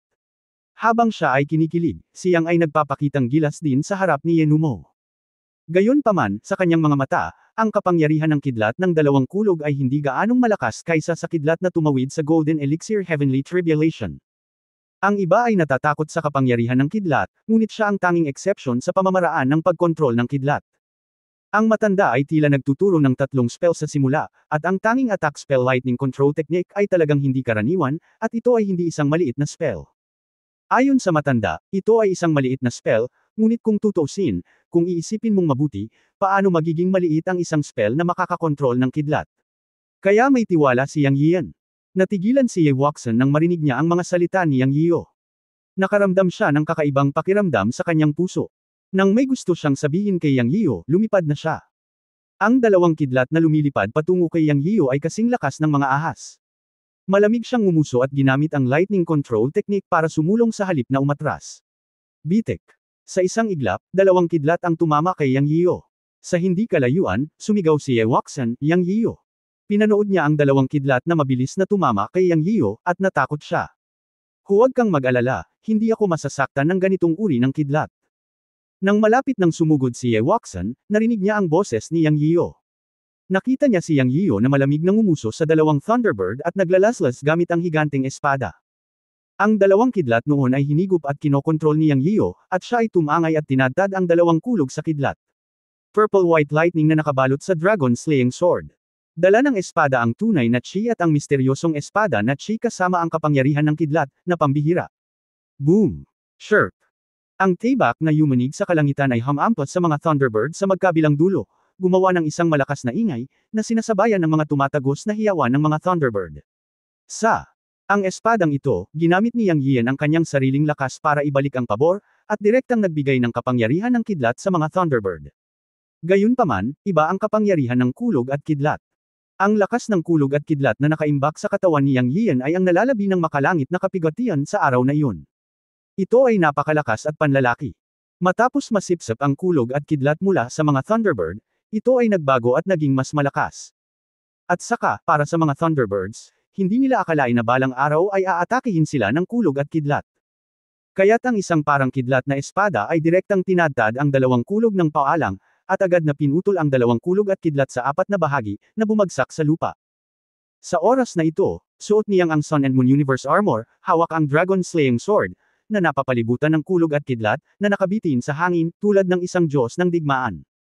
Matapos patayin ang dalawang perpektong Thunderbird gamit ang isang espada, tumaas ng 100 beses ang kanyang kumpiyansa. Lumapit siya kay Ye Wuxian at sa iba pa, iwinagayway muli ang Dragon Slaying Sword sa kanyang kamay, at nagsimulang tanggayin ang hangin at mga Thunderbird sa paligid upang bigyang daan ang lahat. Ye Wuxian at iba pa. Hindi na kailangang gumawa ng isa pang hakbang. Hinawakan ni Yang Yian ang espada ng paalang, at ang lakas ng kulog at kidlat na pinaandar niya ay parang tulong ng isang Diyos. Pinapatay ang hangin at mga Thunderbird sa paligid niya at bumagsak tulad ng mga dumpling, na may dugong ambon sa buong kalangitan. Lumabas na kayo. Matapos pawiin ang hangin at kulog na mga ibon sa paligid, kinausap ni Yang Yiyo si Ye Wuxian at iba pa, na sinenyasan silang umalis muna sa danger zone ng hangin at mga Thunderbird. Ikaw.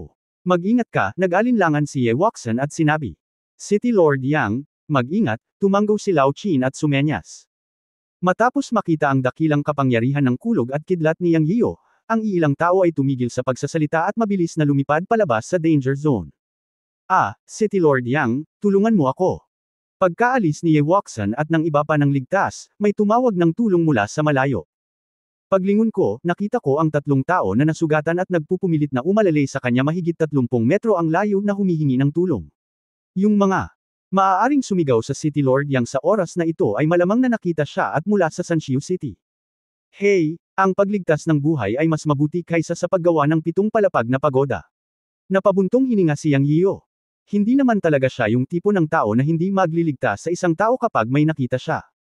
At saka, dahil nagtanong ang kausap, paanong hindi niya ito maliligtas? Bukod dito, mayroon siyang kakayahan sa sandaling ito, kaya ililigtas niya siya kung kaya niya. Pagkatapos ng lahat, silang lahat ay mga buhay na tao, at karamihan sa kanila ay matatandang mamamayan ng Sanxiu City. Hindi siya makatingin sa kanila at umalis. Kung gagawin niya iyon, hindi niya mapapatatag ang puso niya sa tao sa hinaharap. Siya, agad na sumugod. Wala masyadong tao ang lumabas sa lumilipad na bangka. Kaya niyang isave ang lahat ng kanyang makakaya, tulad ng isang mabuting gawa para sa kanyang sarili. Pagkatapos, pagtakas, si Ye Watson at ang iba ay lumipad pababa at dumaong sa isang bundok sa ibaba. Pagtingin nila sa itaas, nakita nila si Yang Yeo na mabilis na nagmamadali patungo sa paligid ng hangin at muli ang mga kulog na ibon. Asshole, wala ka talagang pakialam sa buhay mo. Nandyan pa rin ang Mutant Demon King, tinapakan ni Ye Watson ang kanyang mga paa. Napakatuwid ng City Lord Yang. Hindi ba? Naging kami. Lubos na nagpapasalamat kay City Lord Yang kamakailan. Oo, magpapasalamat ako sa kanya mamaya. Hindi namin malilimutan ang kabutihan ng City Lord Yang na nagligtas sa amin kamakailan. Ang mga taong nagsalita mamaya ay ang mga iniligtas ni Yang Yeo noon, at sila rin ang mga kasama ni Lao Chin. Nang marinig ni Lao Chin ang kanilang sinabi, siya ay labis na nagalit kaya't siya ay sumangot ng malamig, may lakas pa kayong magsalita, bawat isa sa inyo ay hindi mabait at hindi makatarungan. Malinaw mong nakita na may problema si City Lord Yang ngayon lang, bakit hindi ka tumulong? Sarili mong buhay lang ang inaalala mo. Ang ilang matandang immortal ay hindi kasing husay ng Five Elements Fairy, isang babae. Mula ngayon, puputulan ko na ang aking pakikipagkaibigan sa inyong matatanda at mahihiyang makisama sa inyo. Nakakahiya naman. Mayroon ka pang lakas ng loob na magsalita tungkol sa katwiran, ba? Ang personalidad ni Lao Chin ay prangka, at nagmura siya sa sandaling ibuka niya ang kanyang bibig. Namula at namamaga ang mukha ng ilang tao, ngunit walang tumanggi. Tumingin si Ye Watson kay Lao Chin nang may paghanga at sinabi, Mr. Matuwid si Chin, hinahangaan kita. Kung kailangan mo ako sa hinaharap, maaari kang pumunta sa Cheney Chamber of Commerce para hanapin ako. Habang nag-uusap sila, may umalangaw-ngaw mula sa langit. Umuungol. Tito Ning. Tumingin si Ye Watson at nalaman na natalo si Ye Ning sa pakikipaglaban sa Mutant Wind at Thunderbird, at malubhang nasugatan ng Monster King at nahulog mula sa himpapawid. Pagtatapos ng kabanatang ito. Salamat sa pakikinig. Abangan ang susunod na kabanata.